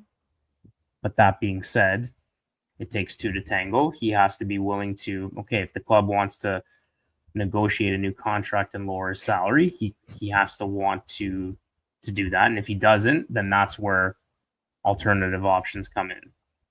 Yeah. No, and sorry, not to interrupt, but does it bother anybody else that like nobody big has come after this guy? Like that he had to go to Galatasaray, like Chelsea, Arsenal, Liverpool, like all of these. I agree with you. That should kind of tell you something, no? Mm-hmm. Right. He wanted to go to Chelsea, but it didn't work out for some reason. He was like locked into PSG. He was locked into Chelsea. He was locked into Liverpool, like all these other teams, Arsenal, and he wound up going to Turkish league. It's with Chelsea specifically. They spent about $300 billion already, so they couldn't afford to spend another $100 billion to get him. So I think that was bad with them. Yep. And then he turned down Saudi because he had a lucrative deal, but you know, it makes sense. He's, you know, he wants to stay relevant. Yeah, and he's still at the level that he can play in Europe. But the thing is, he's not realistic in what he wants salary wise. That he's basically pricing him out of a lot of options. If you think about it, like a lot of those big clubs could take him, but he's pricing himself out. Well, Tony just said it now. Tony was like, if he was a free agent, cool, all right. Yeah, it cost too much to get him. That's fine. 100%. I agree with Tony. You gotta pay. Sorry, guys, I'm with my son. I can't put the video, so that's okay. But yeah, I think it's he needs to realize that he signed the contract with ADL, and so now he's stuck until they decide what they want to do with him. So we'll see. Ciro, no, please no. More. Oh no, not Ciro Immobile, please. Per favor. Come on, paisano Lazio fan, fai bravo, eh? Oh no, man. No, but you know, not just that, but here's the big news actually, and this is for the defense. You know, for the defensive stage. You know, and this is from Di Marzio, and this was reported from the All Juve cast and also from Juve Corner cast as well. Breaking, Juventus have pretty much secured Antonio Silva, which he's 21, from Benfica. He's expected to arrive on a costly loan deal operation similar to the Conceição from Porto. So it's similar to the Chico move, right? Like, so we won't have to pay him anything until next year. Yep. So what do you guys think about that? And I know Trim is a big fan of this guy. I am. What do you guys think? I am too. Yeah, I mean, just for me, like again, in the limited action and time that I've seen him play, specifically against us in the Champions League, going back even a couple years, which take that in, he was 19 years old and he was starting at Benfica playing against us in the Champions League, and he made us he just dummied Dusan and whoever else is out there, Di Maria. Like he held us down pretty well. And so they brought in other defenders this year. He's a couple years older. He's not getting playing time. For me, he feels like the most natural replacement for Bremer. Should Bremer never come back and return to what he was? Is he more of a center or fullback? Center back. Center. Strictly center back. So, and that's what I was trying to explain to, like, I get some people who are hesitant and just basically saying that it doesn't make sense that we're signing him to the fee that we're going to potentially have to pay when there's other options out there. Or, you know, we've talked about it on our channel, on our show. You could recall a guy like Rugani, which I know Reno's not a fan of Oh, Rugani. I would have taken him back in a heartbeat. Not a fan. Like last year he did good, but to have him back, please no. Yeah, but like but as a Juntoli shit the bet on that one. as like a temporary stopgap from January till the end of the season, it makes sense. Or even like we've stated as well before on our channel about free agents, right? Like there are free agent options as well. So I get all that, but for me, he's 21 years old. He's one of the top highly rated prospects worldwide. And you have the opportunity to get a guy like that. Like, I don't know, to me, it just seems like a no-brainer. And again, I know people have also mentioned to me that, oh, but what about in a couple of years if he wants to use this as a stepping stone to leave? Because in a way, it's like that's kind of like what happened with Dean Hyson, right? But I'm not worried about that right now. I'm worried about him coming in. And I've also had someone tell me he's not an immediate game changer. But again, we just, at this point, we need bodies. So yeah, if there's guys that are 100%. What's his age? 21. Oh, so very young.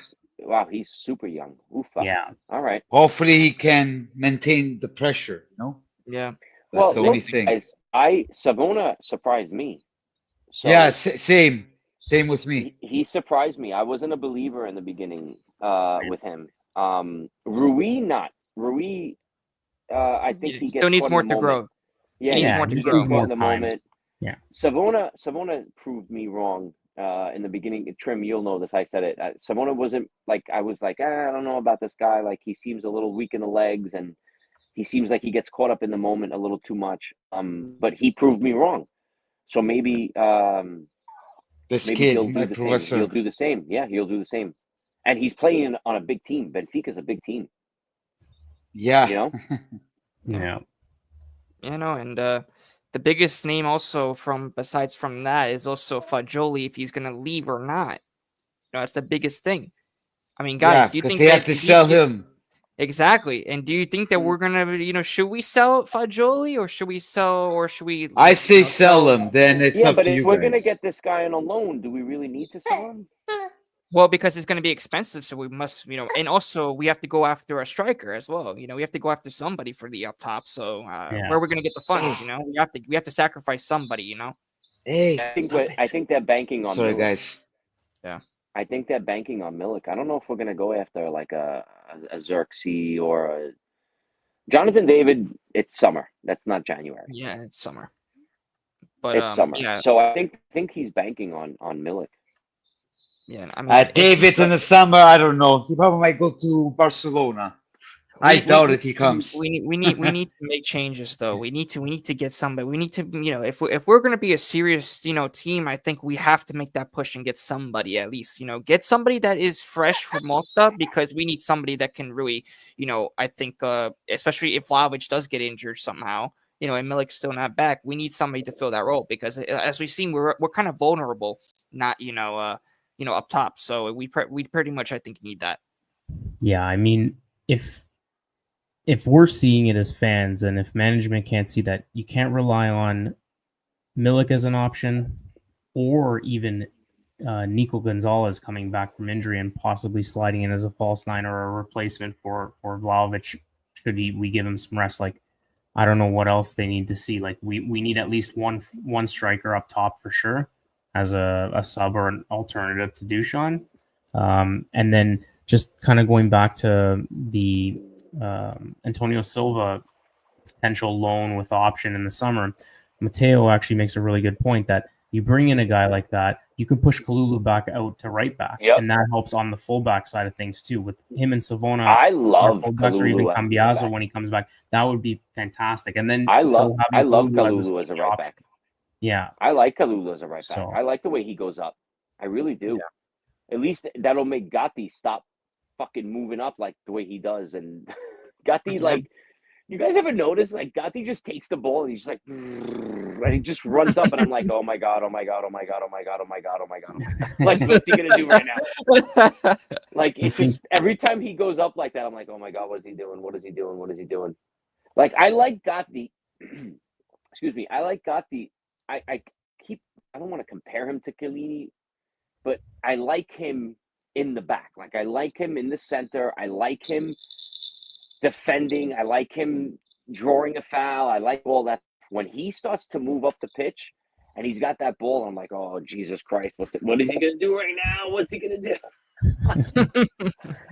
Because he's so big and he's so like not clumsy. I don't want to use the word clumsy, but it's just like I don't know. It just scares me. I would rather Gatti and Bremer in the middle and Kalulu and Cambias on the fullbacks. Yep. Like that's And, my guys, perfect. That's my perfect 4-man back line. And guys, we also have a comment from, I think, a new person in the chat. He's also Juventino as well. He says, guys, I'm listening about an hour now, and I have to say, why you lower our standards so much? Why that low expectations from our team? Why that's satisfied Reno. with this such disappointing Look at me. situation? Hey, So I have one kind of thing to say about this, and it's pretty straightforward. Like, everybody has their own opinions, and when people like us who are just trying to be like objective and realistic with like our current situation, kind of how it's going, to them it seems like we're lowering our expectations. But my counter argument would be, the year that we finished 7th, were we not striving to win the Scudetto that season? Yes, 100%. We probably were. But does that mean we lowered our expectations? No, and we still finished 7th. Mm-hmm. So what's the difference between then and now? And that year was what, 2011? Before the Conte season, we finished 7th, no? Yeah. Yep. So and that was with a team of players, filled with players, worse than the roster we have now.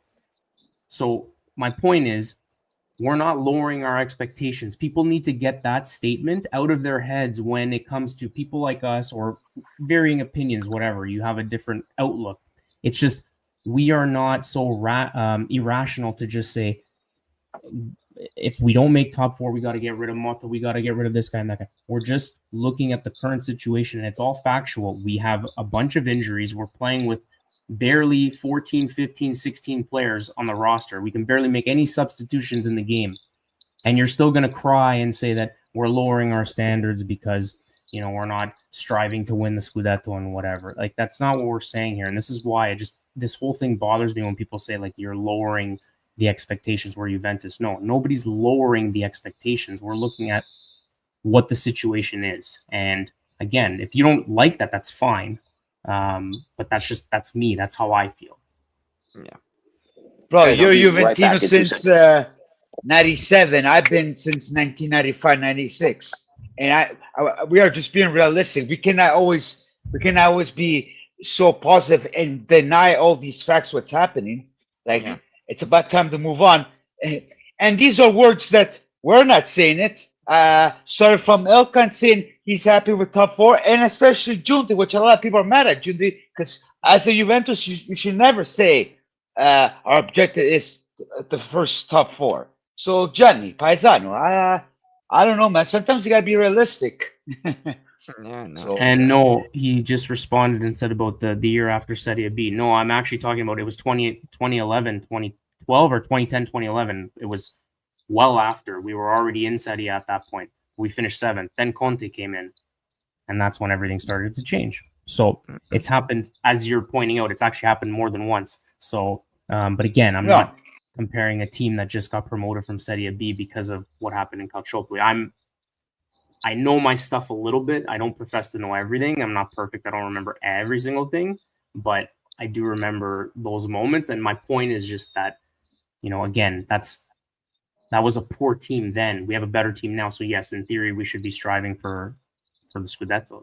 But nobody's saying we're lowering our expectations. If you view it as that, again, that's your opinion. That's fine. I'm not here to try to convince you and change your mind, right? But I think we're just trying to be as objective as possible and realistic in what the current situation is. And like I said, it's factual that we have all these injuries. It's not an excuse. Because Mota right now is more often than not getting it wrong rather than getting it right.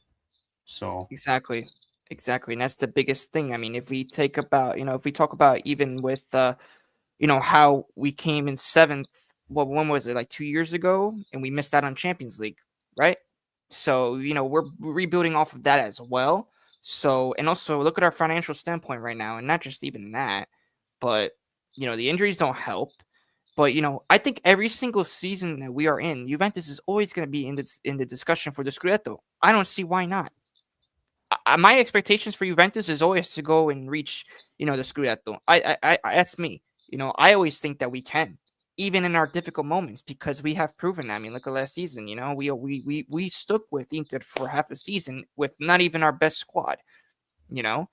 And like I said, it's not that we're lowering our expectations, but it's just like we're just looking at the current situation right now, especially with that we are sixth and that we are drawing the games right now and we're not winning. That's the only reason why we're saying that, top four could be more of an objective since this is Motta's first year. Same thing with Allegri's first year when he came back, right? What was the objective then? To win the Scudetto? Or was it to be top four? It's to win the Scudetto, but then it's top four, right? Well, and that's the other thing I was just going to say. Two things. One is, I think I can speak for everybody. We're all fed up that it's been 5 years we haven't won anything. Like that's just frustration. So if I have to lay that out for you, then I don't know what to tell you, because I mean nobody's happy that we haven't won. But number two, Primo Calcio makes another good point, but that is a different topic, saying about the DNA is definitely lost. Elkan did that. This isn't Juventus I grew up watching. That to me is a separate conversation and argument than lowering the standards and translating it to this year, because that's more of like a big picture overall kind of thing. So I almost like, not that I separate it, but I feel like that's kind of one thing, the DNA, which yes, it kind of coincides with, like the way that the team's built, roster construction, what they're spending players. But I almost like, not separate it, but it's almost like that's kind of like a 1A and a 1B is this specific season, and do we lower our standards, or are we not, that kind of stuff, right? And again, it's just at the end of the day, for me, it's all about your patient level as a person or an individual. Clearly, there's people who are more patient than people who are not. I had to put up with Allegri for 4 years, so we all did. Yep. Yeah. That, I would like to think I grew some patience with that, right? Yep. So I don't know. That's just kind of how I look at it, right? I mean, I'll piggyback off of that, Trim, and say I think that this is all more on. It's not a personnel issue anymore. It's not, hey, this guy got hurt. This guy's good. We're gonna lean on J Medical that we all make fun of all the time, right? Like we're all like, oh, J Medical is this, and a guy's day to day, and you're not going to see him for 3 months. I think it's more of we have enough depth in this team. It's going to be on Motta. Yep. Motta's got to figure this out. Yeah. Because the majority of I'll say this, 70% of our game is good. It really is. Possession is good. Our back line is good. Our defense, the midfield is pretty good. It's more that front three, that creation of goals and execution on getting it done is the issue. Other than that, dude, we haven't lost a game yet. We haven't lost a game. That's weird, right? Like we're in 7th place and we haven't lost a game. It's just crazy. Yeah. And what does that tell you? It tells you that we can't execute. Mm-hmm. And it also tells you that the teams around us are actually fairly strong or fairly consistent, right. I guess you could say. Right. More consistent, because like you said, being in 7th place and not losing is, you'd think you'd be a little bit higher. Not first, but you'd be a little bit higher, maybe top 4. But it just goes to show you the depth in the top 7-8 squads in Serie A, which, like James said, it's a league that allows for anyone to win, which is great for Serie A. And I mean, like he's saying it there, like, I am being objective because, it's true. Year by year, the team's getting smaller. We said all of those things. So, I think you just might have missed that. And I just said about how in the last 4 to 5 years we haven't won, which is why we're all not frustrated. Happy, all frustrated, The only thing that we've won out of those 5 years is that one Coppa Italia. Seriously, like, come on. Yeah. And with Pirlo, the Super Coppa. Pirlo, but you know, if we're talking about the Scudetto, we haven't won 5 years. You know, that's, Yeah, of course, 5 years that is since Saturday. frustrating. That's frustrating. Yeah. You know. Well, And- guys, there's a lot of calcio to play still. There's a lot Oh of yeah. calcio. Oh yeah. We have Coppa Italia, we have Supercoppa, we have Champions League, we have Scudetto, we have a lot of stuff to still going on. I'm gonna piggyback off of Trim and just say it's really on Motta. It really is on him. Now, is he a 1-year manager? No shot. They're gonna give him and Giuntoli at least 2 years, if not maybe 3, because it's a system. It's a system. It's a system type thing where they have to see this out. They have to see it through, and say, okay, this is what we decided to do last year. We're gonna rebuild. This is year 0. Next year will be year 1, year 2, year 3, whatever it is. But they're gonna see it through. I don't think Elkan is gonna clean house anytime soon. I personally don't think that. Who are they gonna get in replace of Motta? Come Right. on. Like, At but this that's time my of point. year, Like, where are we gonna go with this? and not just that, Even but you also De have to Piero remember- said yesterday that Motta is in the wrong too because he has to make these teams scared. So, you know, and De Piero said it yesterday after the game. It's not just So- that, but if you think about it, if we sack 'Cause, Motta nobody's scared of us. We got to get back But our we're not, grinta, what are we you know? gonna do? Go down the road that Roma is doing, where they change coaches Yeah. every fucking 20 No, minutes? Like, no, it's I did not. No, I did not say the change coach. But I'm just saying that Motta has to put these guys into shape, and you know, as Yeah, what yeah, De yeah. Piero said. yesterday. eventually, I'm not saying it that. will. Eventually, it will. Yeah, eventually. Yeah, I get it. Yeah, They're I gonna was- It's see just this. needs time. It's just They're needs time. gonna Elcon's gonna see this through. Like, he's not gonna clean house or, you know, like fire sale this thing. He's gonna see this through. Like, this is his new system. That's it. Like, this is what we're doing. We went with Giuntoli and Motta. This is what we're gonna do, and we're gonna see it through. But everybody is like counting, literally, like, oh, okay, he gets 2 summer mercados, 2 winter mercados. Like, no, stop thinking about it like that. Just let them see it through. If it gets to the point where it's disastrous, okay, fine. Then you can go and say, okay, we got to clean house. We got to wipe the floor clean and start over. We just did that. yes. We literally just did that. We got rid of Nedved. We got rid of what's his name? Arriva Ben. Like, we the got whole rid of thing. everything. Yeah, Everything. we got rid of the whole management. The whole management. You know. and supposedly we got rid of all the staff at J Medical, but apparently it's not doing Mm. it's not doing much. Oh my God. Um, But no, I mean, like you were saying as well, I think it's just not even like, look, if you're comparing that, if you think that this year is a big disaster, you know, just look at all the other seasons that we had to deal with. The 15-point deduction, you know, not quality, you know, being banned from the conference league, you know, because we couldn't even play Europe at all. They banned us for that. And then listen, like, this is our years that we're starting to be consistent in our you know, top 4. You know, if we could get at least money, we could reinvest and get some more players, and then we could start build a team around, you know, Giacomotta and certain players on this team. And I think, like I said, it's going to take time. We probably won't see the real Juventus till at least, you know, like the real Juventus, probably like February, you know, especially with all the injuries. So, Yeah. you know, and like I said, you know, this is a marathon. We said it before, me and Trim, you know, we said that this was a marathon. So it doesn't matter how we start, it matters how we finish. And you have to also remember, and Severino, you said it before, we have 0 losses still. Yeah. So, like I said, if we just start winning now, and it will come, because we're, you know, Juventus is always that team that, you know, once they start, you know, they start winning a couple games, we win a lot more than that. I mean, I think we need a little run in us. I think that'll Yes. help a lot. it will happen. It will Yeah. happen. It happens with every team. Look, Atalanta, Fiorentina right now, which is Mhm. surprising, right? Lazio as well. So, like I said, it's just going to take, you know, one chance. And like I said, remember, there's the other teams. The other teams are playing in Europe. You know, you're going to be like Napoli, you know, 1 game a week. You know, but it all depends. You know, things can go our way and things, you know, can go their way. So it all depends on, you know, just the stars, you know, they just have to align for us to, I think, even win the Scudetto this season. It's all Yeah. like I said, this season, in order, I think, for us to win the Scudetto, you know, we have to make, of course, in reinforcements in January. 2, Motta needs to figure out, I think, where the players need to be. 3, I think that with all the players just need to stop getting injured, because I don't know what's happening there with the J Medical.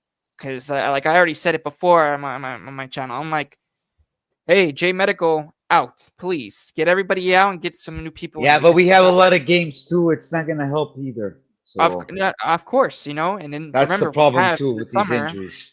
we have the World Cup, the Club World Cup in the summer. So that's going to be even, like I said, it's going to be also debate on if Bremer should even go and play if he recovers earlier, which in my opinion, he shouldn't even play probably till the next season. He shouldn't even go to that World Cup, No. and that's going to be the biggest thing. So like I said, Yeah, I mean, I we think might fall into a little bit of a problem with that. And I didn't want to bring this up in the chats and stuff, but now that we're live, it's actually kind of fun to do it. So you guys saw that in the Club World Cup, FIFA did like this thing where they said if you don't play your best players, like you can get fined in the Club World Cup. So if Bremer is back, it'll be June, right? I think it starts in June, like the middle of June.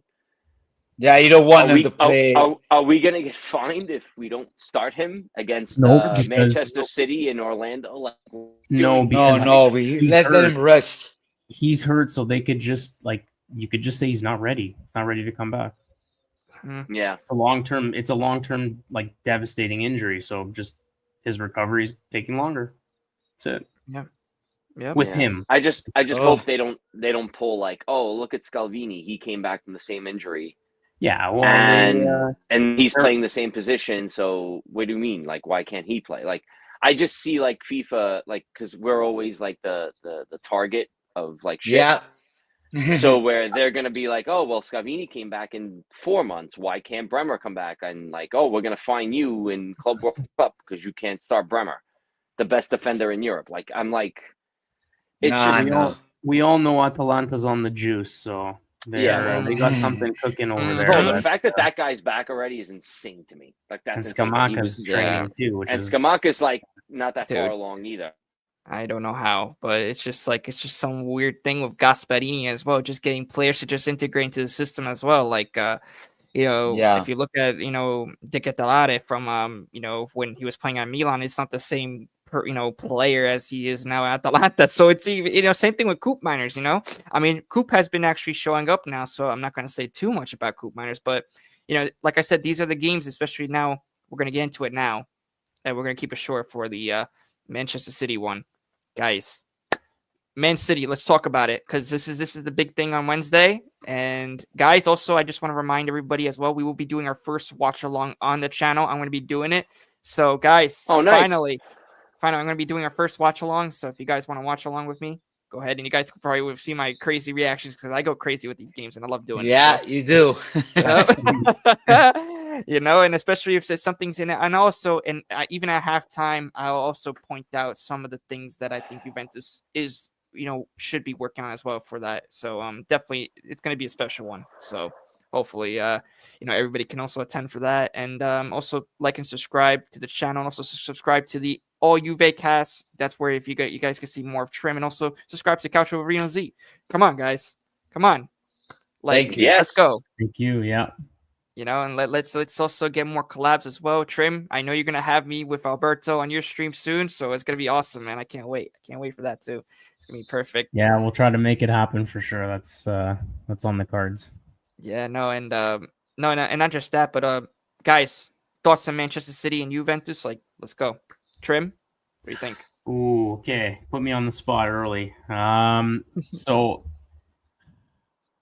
I tend to be Mr. Positive. And I tend to think, they should be able to figure it out. But I can't really give a prediction, but what I will say is it would be one hell of a statement if they actually did pull it off and they do get the win. I feel like that's all they're missing right now is they need to just get one win to kind of make them feel good again about themselves. Not that they feel badly, because, again, we haven't lost.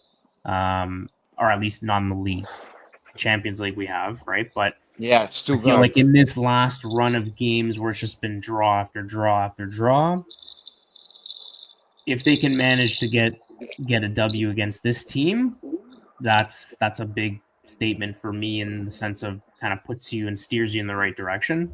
To me, it's going to come down to the middle of the pitch. Like I pointed out before, big names in the middle of that pitch for that City team. But in watching their games recently, and most recently on Saturday, prior to our game, just catching a little bit of what I saw, they're slow.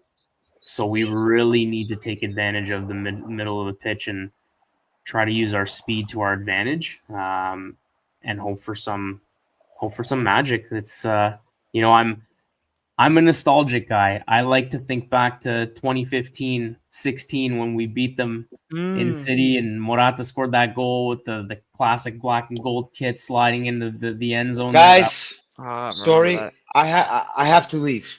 So Joe, Okay, thanks. Reno. Yeah, No and then problem, we'll guys. keep in touch. Thanks again. Simply Severin. We'll keep in Ciao, touch. Reno. Ciao, We'll talk, Reno. I have to Take go. care. Okay. We will talk. Ciao, We ciao. will talk. Okay. Ciao. Ciao, Reno. But yeah, no, just to finish up, like I said, I'm nostalgic. I'm hoping for another, classic City Juve Champions League goal there, and hopefully we get a win. Yeah, no, 100%. And Severino, what do you think about Juve and Man City? Oh man. All right. So I'm a little distracted right now. Not to tie off anything, but breaking news: the Mets just signed Juan Soto. Oh, yeah. So it's like breaking on the screen on the bottom of my TV. So I'm like my hands are on like my my hands right now. I'm like losing it. Because I'm a big Met fan too. So but no, okay. So here's my deal for Wednesday.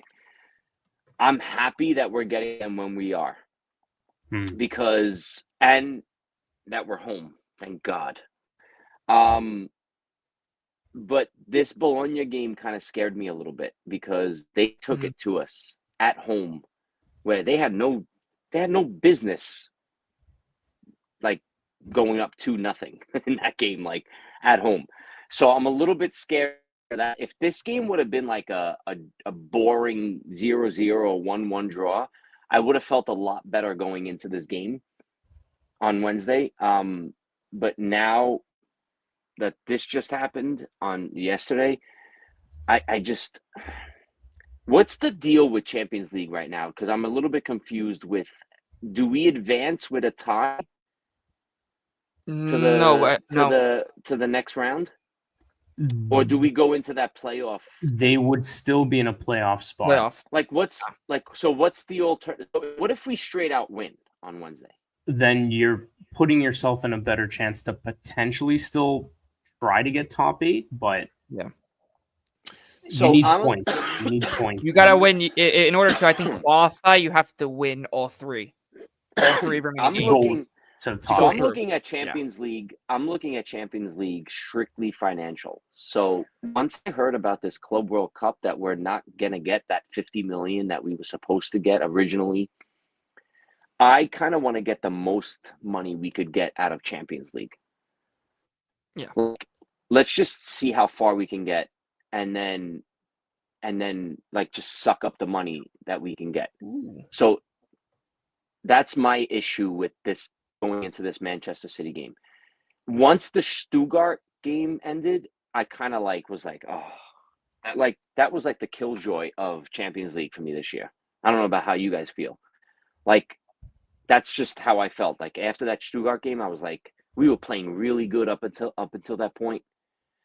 And then that just like knocked the wind out of our sails, if that makes any sense.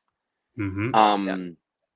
So I just want to get maximum points and just try to get further, strictly financial, so we could be competitive in the off market, like to try to get some players. What do I think strategy wise? I kind of want to see Douglas Luiz, guys. I don't know. Is it just me? Wow. I want to see this guy. Even if he just plays like the last 20 or 30 minutes, I really want to see this guy. 60 million, guys. 60 million on this guy. And I got his fucking jersey. Like, let's go. Like, come on. I want to wear his jersey with pride. I want to, like, come on. Yeah, no, he's not. He's not the same player as we all thought that he would come in as. Especially when we got him, and He I has think that shown he's. signs though. Gio, come Yeah, on. no, he did has. show a couple of little nuggets. I agree with you. He has the skill. He has the skill to become, I think, a very important player for this Juventus. But is it right now? I don't see it yet. It will come. Like I said, with the same thing with if you talk about Thiago Motta, the same Yep. thing, right? Needs time. And remember, going from one league to another, it's very difficult. And we also had a lot of people actually been saying this. Even I saw an interview with a couple players. Saying that it's very hard sometimes to adjust because of the different tactics and also the different play styles of the different leagues. So, Yeah. and I think that that's also a big factor. And I think Douglas Luiz, and then that minus the injury as well, because the injuries, they don't help at all, Yeah. but I think that, going into this one, I'm just going to say that we tie. I'm just gonna say that we tie, I'm gonna say a tie as well, but really quick, just to backtrack a little bit. So do you guys remember the timeline of when we signed him?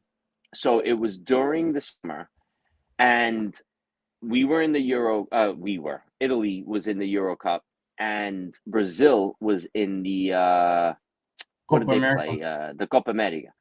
And right around the time where the rumors were really strong about us getting him, I started paying attention to him because he was starting for Brazil every day.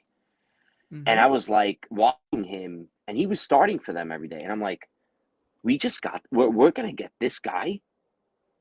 Like, I didn't know much about him with Aston Villa. Like, I watched some highlights on him. And I think my mom, like, in the chat, like, messaged and said, like, oh, wow, this guy looks pretty good on YouTube highlights type thing. And then I'm watching him, and he took one of the penalty kicks in their That's in one of their I don't know if Brazil it was a matches. semifinal or I can't remember the game exactly. I think it was the quarterfinals. Quarterfinal, and I'm like watching him play in the game, and I'm like, wow, this guy's he's a beast. Like he's so good on the ball, and he's so in control. Like he was like a Pogba type player. Like he's just a creator. He's just very delicate on the ball, very fancy, very good, very aggressive. He's a great, strong power midfielder. And we haven't seen that yet. We saw glimpses of it in the first like 2 or 3 games of this season. And that's my whole issue is where when you get a guy like him, or you get him plus Thuram plus Loca, and how good Loca has been this year, you're like, why aren't we in first place? Why aren't we in first place with Chico on the wing and Yildiz on the wing? We're like, what the hell is going on? Like, we built like, felt a lot better going into the season than we do right now. We don't feel good right now. None of us do. None of the Juventini do. We're all like going down the rabbit hole of Motta out, this guy in, this guy out. I just feel like I need to see it fully yet, and then we can make our assessment on this team. Yeah. Going into this Manchester City game, I feel it's going to be a 1-1 or 2-2 draw. Yeah, I think it's probably going to be a 2-2 draw. Are they healthy? Are they Hopefully. fully, like, De Bruyne is there? Everybody's in there for them? I think they have all their players, but like I said, they're not in form. They're not, like I said, the De Bruyne is just getting back to, I think, his normal best, which is not a good thing for us. Haaland, he's been scoring. I think the only player that hasn't been as dangerous as before is Foden. But I think they're that all there. They're all healthy. They're all there. Playing. Yep, but I think that we're gonna control the midfield. I think that Pep Guardiola, if you guys think that, in our home, I don't see it, guys. I think that we're gonna really dominate them. I really think that we are, especially if we start with Thuram, which I am gonna go back with you guys with Thuram, because Thuram, I think if he plays in this game, I think he's gonna be really, really important, and it's all up to also Locatelli as well. If he could play very quick on the ball, and he could do like that nice switch that I think that he's always had. A nice switch of the play. Well, we brought it up earlier, right? Who are you putting on Haaland? Is it Kulu or Gatti? Gatti, because I think that physical size-wise, because this guy Haaland, all it takes is just that one shove, and this guy Kalulu's on the floor, and I always see Gatti really. And I actually noticed is that whenever he goes up against Italian defenders, he really struggles. Yeah. So let's hope that continues. Let me put it this way. On the prediction, I'd feel a lot better if we had Cambiaso, which we won't. Oh, yeah, it's a big miss. I'd feel a lot better about the game if he was going to be there. So Yeah. that's what's like reluctantly keeping me from saying we could actually take the win here. But we'll see. Yeah, it's gonna be big, especially because actually, James just pointed out Rodri's out. We know that. Rodri's out. Okay. Yeah, Stones as well. Yeah. Yep. So, like I said, their weakness is definitely in the midfield.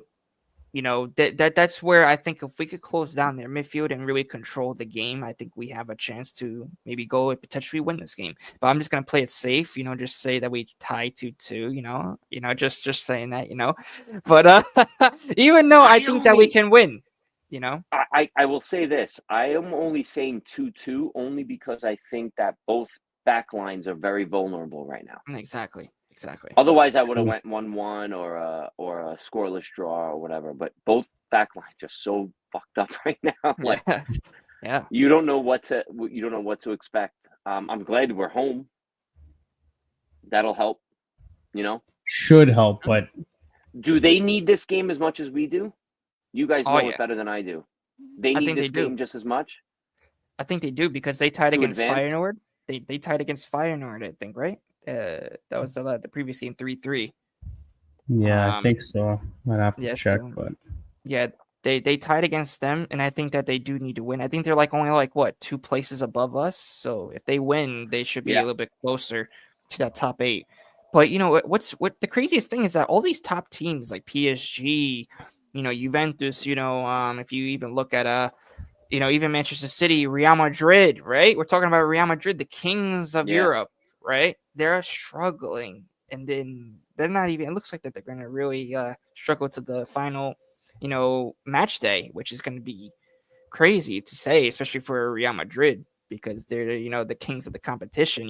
Even though I don't like them for what they did to us in Cardiff, but just that one really hurts. Everyone really hurts, but yeah. So both teams are middle of the pack with the same record, so we both have 8 points. Yeah. Oh, okay. So they need 2 wins, 2 draws, and a loss. So man, who would have thought that? That's crazy. And guys, and for the people that are saying Mota out, we have the same stats as Pep Guardiola over here. So what are we talking about? Come on. And it's just Mota's first year. Imagine what he's going to do in the next couple of years with the, I think, better squad as well, because we have to get people in January. I don't see us winning anything if we don't get anybody, or even competing. I think even for top 4, especially for injuries, continue like this, it's going to be difficult. So, like I said, it all depends on that. But I'm just leaning for a tie. I mean, guys, just put in your final predictions, and then we can end it. We can end it live for tonight. Yeah, I'm going to go 2-2. I feel comfortable with that based on what we've all said. We're at home. They're going through as much shit as we are, and both back lines are garbage right now. Yeah. But then again, who would have thought 2-2 against Bologna at home? True. Yeah. I wouldn't have said that. Yeah. I wouldn't have said that. I mean, Trim, I watched both the pre's and posts of AJC this week, and I'm like, I forgot who predicted 2-1, who predicted 1-0, I would have never thought 2-2. Who would have thought Inter U4 in that game? Nobody would have. Nobody would have thought that. No, exactly.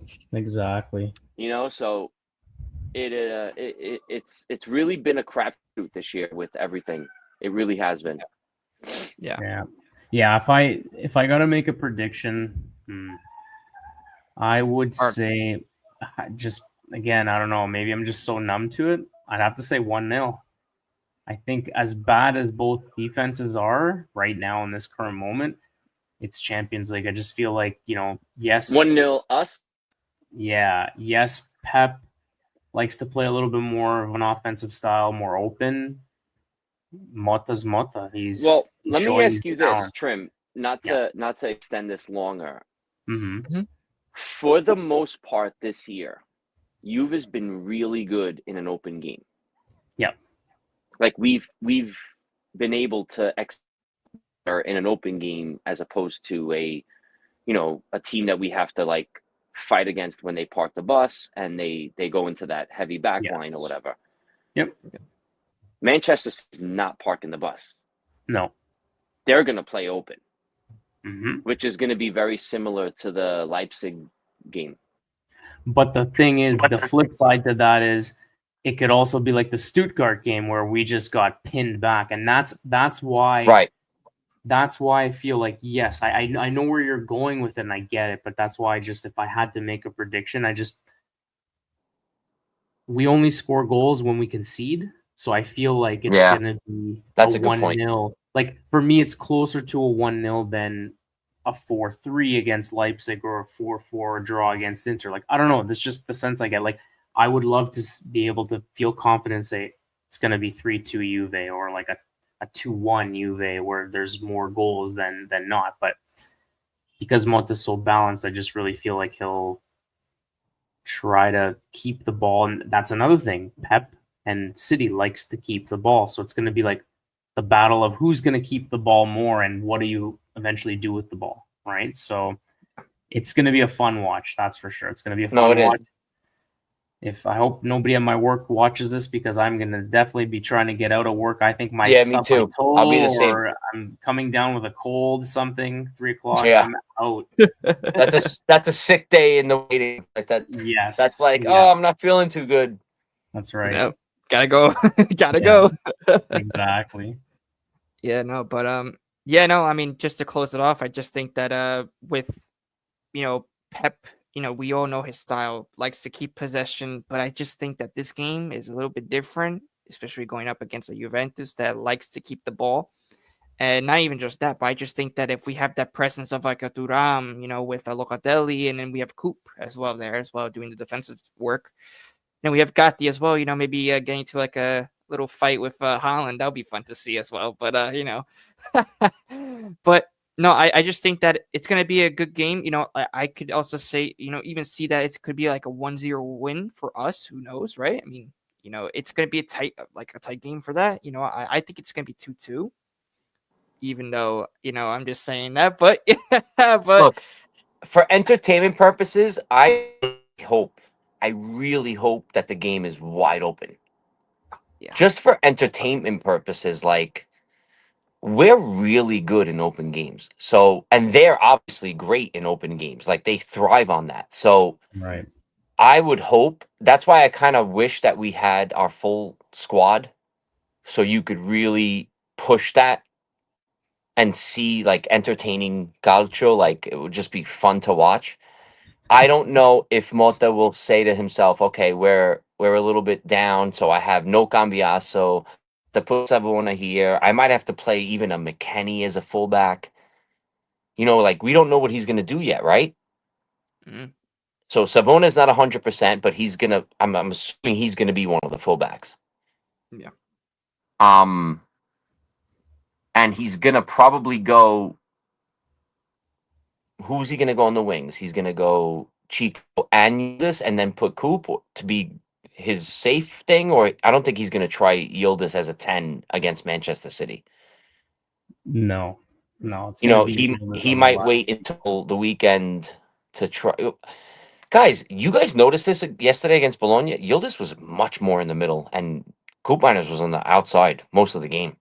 Yeah, I noticed that. So I don't know. Oh, sorry, a box just fell in my garage. But no, I noticed it a lot yesterday that Coop was always on the wing and Yildiz was right up the middle yesterday. Yeah, they tend to overlap a lot. Yeah. So, but yeah, to your point, we're not going to see anything new. No, against City. Definitely Wednesday's not the game to try anything. No, let's just say that. No, we have to win. We have to win this in order for us to qualify or have a chance of qualifying in the top 8. We have to win. Yeah, there's no excuse for that. We have to win. And like I said, and guys, I think that's all for our final thoughts. I think that should be it, everybody. Reno, sorry for Reno leaving for early. He had to leave. It's okay. Don't worry. We got all the three guys here. We got me, Gio. You got Trib here from the All Juve cast, and you got my guy Severino here. Always helping Awesome and chat, supporting the guys. channel. Awesome conversation. Very, Yeah. very Yeah. good. Just quickly wanted to just say, catch us, obviously at the All UV cast on all the socials. Be sure to like and subscribe, and of course follow Gio at UV Cornercast if you haven't already. Support us all. We appreciate it. And Gio, my man, thank you for having me. Really appreciate you having me on today. No problem, Trim. We gotta have to do more. We will do more, and I'm gonna have Berto on with me as well here, and also for you guys invite me on your channel, and it's gonna be awesome because I just can't wait to ask questions to Berto and to you and to other guys as well on the channel. So it's gonna be awesome. It's gonna be awesome from this moment forward. And For guys, sure. really quick, just coming from me, I'm just from a subscriber and member like type of thing. I love personally like all my channels like interlocking. Like I love that like the AJC gets in with Ale from his channel and your channel. I love the community type thing, like the connection and the fact that we all can just bullshit and rant and fight and argue and discuss and debate. That's the thing that us as fans, we love that. Like we all love that, and that's the best part of it is that we can all connect and become friends and hopefully next summer all actually meet and do all this and get drunk and stupid and scream at games together and stuff. But no, that's my favorite part of it. Like I've gotten so close with so many of these guys, like it's insane. And this is just from doing lives like this, so it's a big part of it. Yeah, community, yeah. right? So it's nice. And look at me. I mean, when I started the channel, I didn't even know I was gonna come this far to meeting you guys. You fine gentlemen. So, like I said, it's just a big pleasure, to also be in this community and be in the Juventini world, and I just love it. And also, guys in the chat, if you are new, subscribe to my channel. Also, subscribe to the All Juve cast, guys, and also subscribe to Reno as he's not here. But Yes, always subscribe, 100%. guys, and always follow them because we give you our best content. We do this all the time, so. We always try to make time for you guys because you guys, are our support and we, you guys are actually our motive to do more. So yeah, keep getting more Juventini on the channel, especially we're almost to 530 subscribers, which will be probably tomorrow when this is all done. Awesome. And yeah, Trim, Severino, thank you for joining. And we'll talk in the after show, of course, in the after. Yeah, guys, thank you for watching. And fino alla fine, Forza Juventus. Ciao tutti. Ciao, everybody.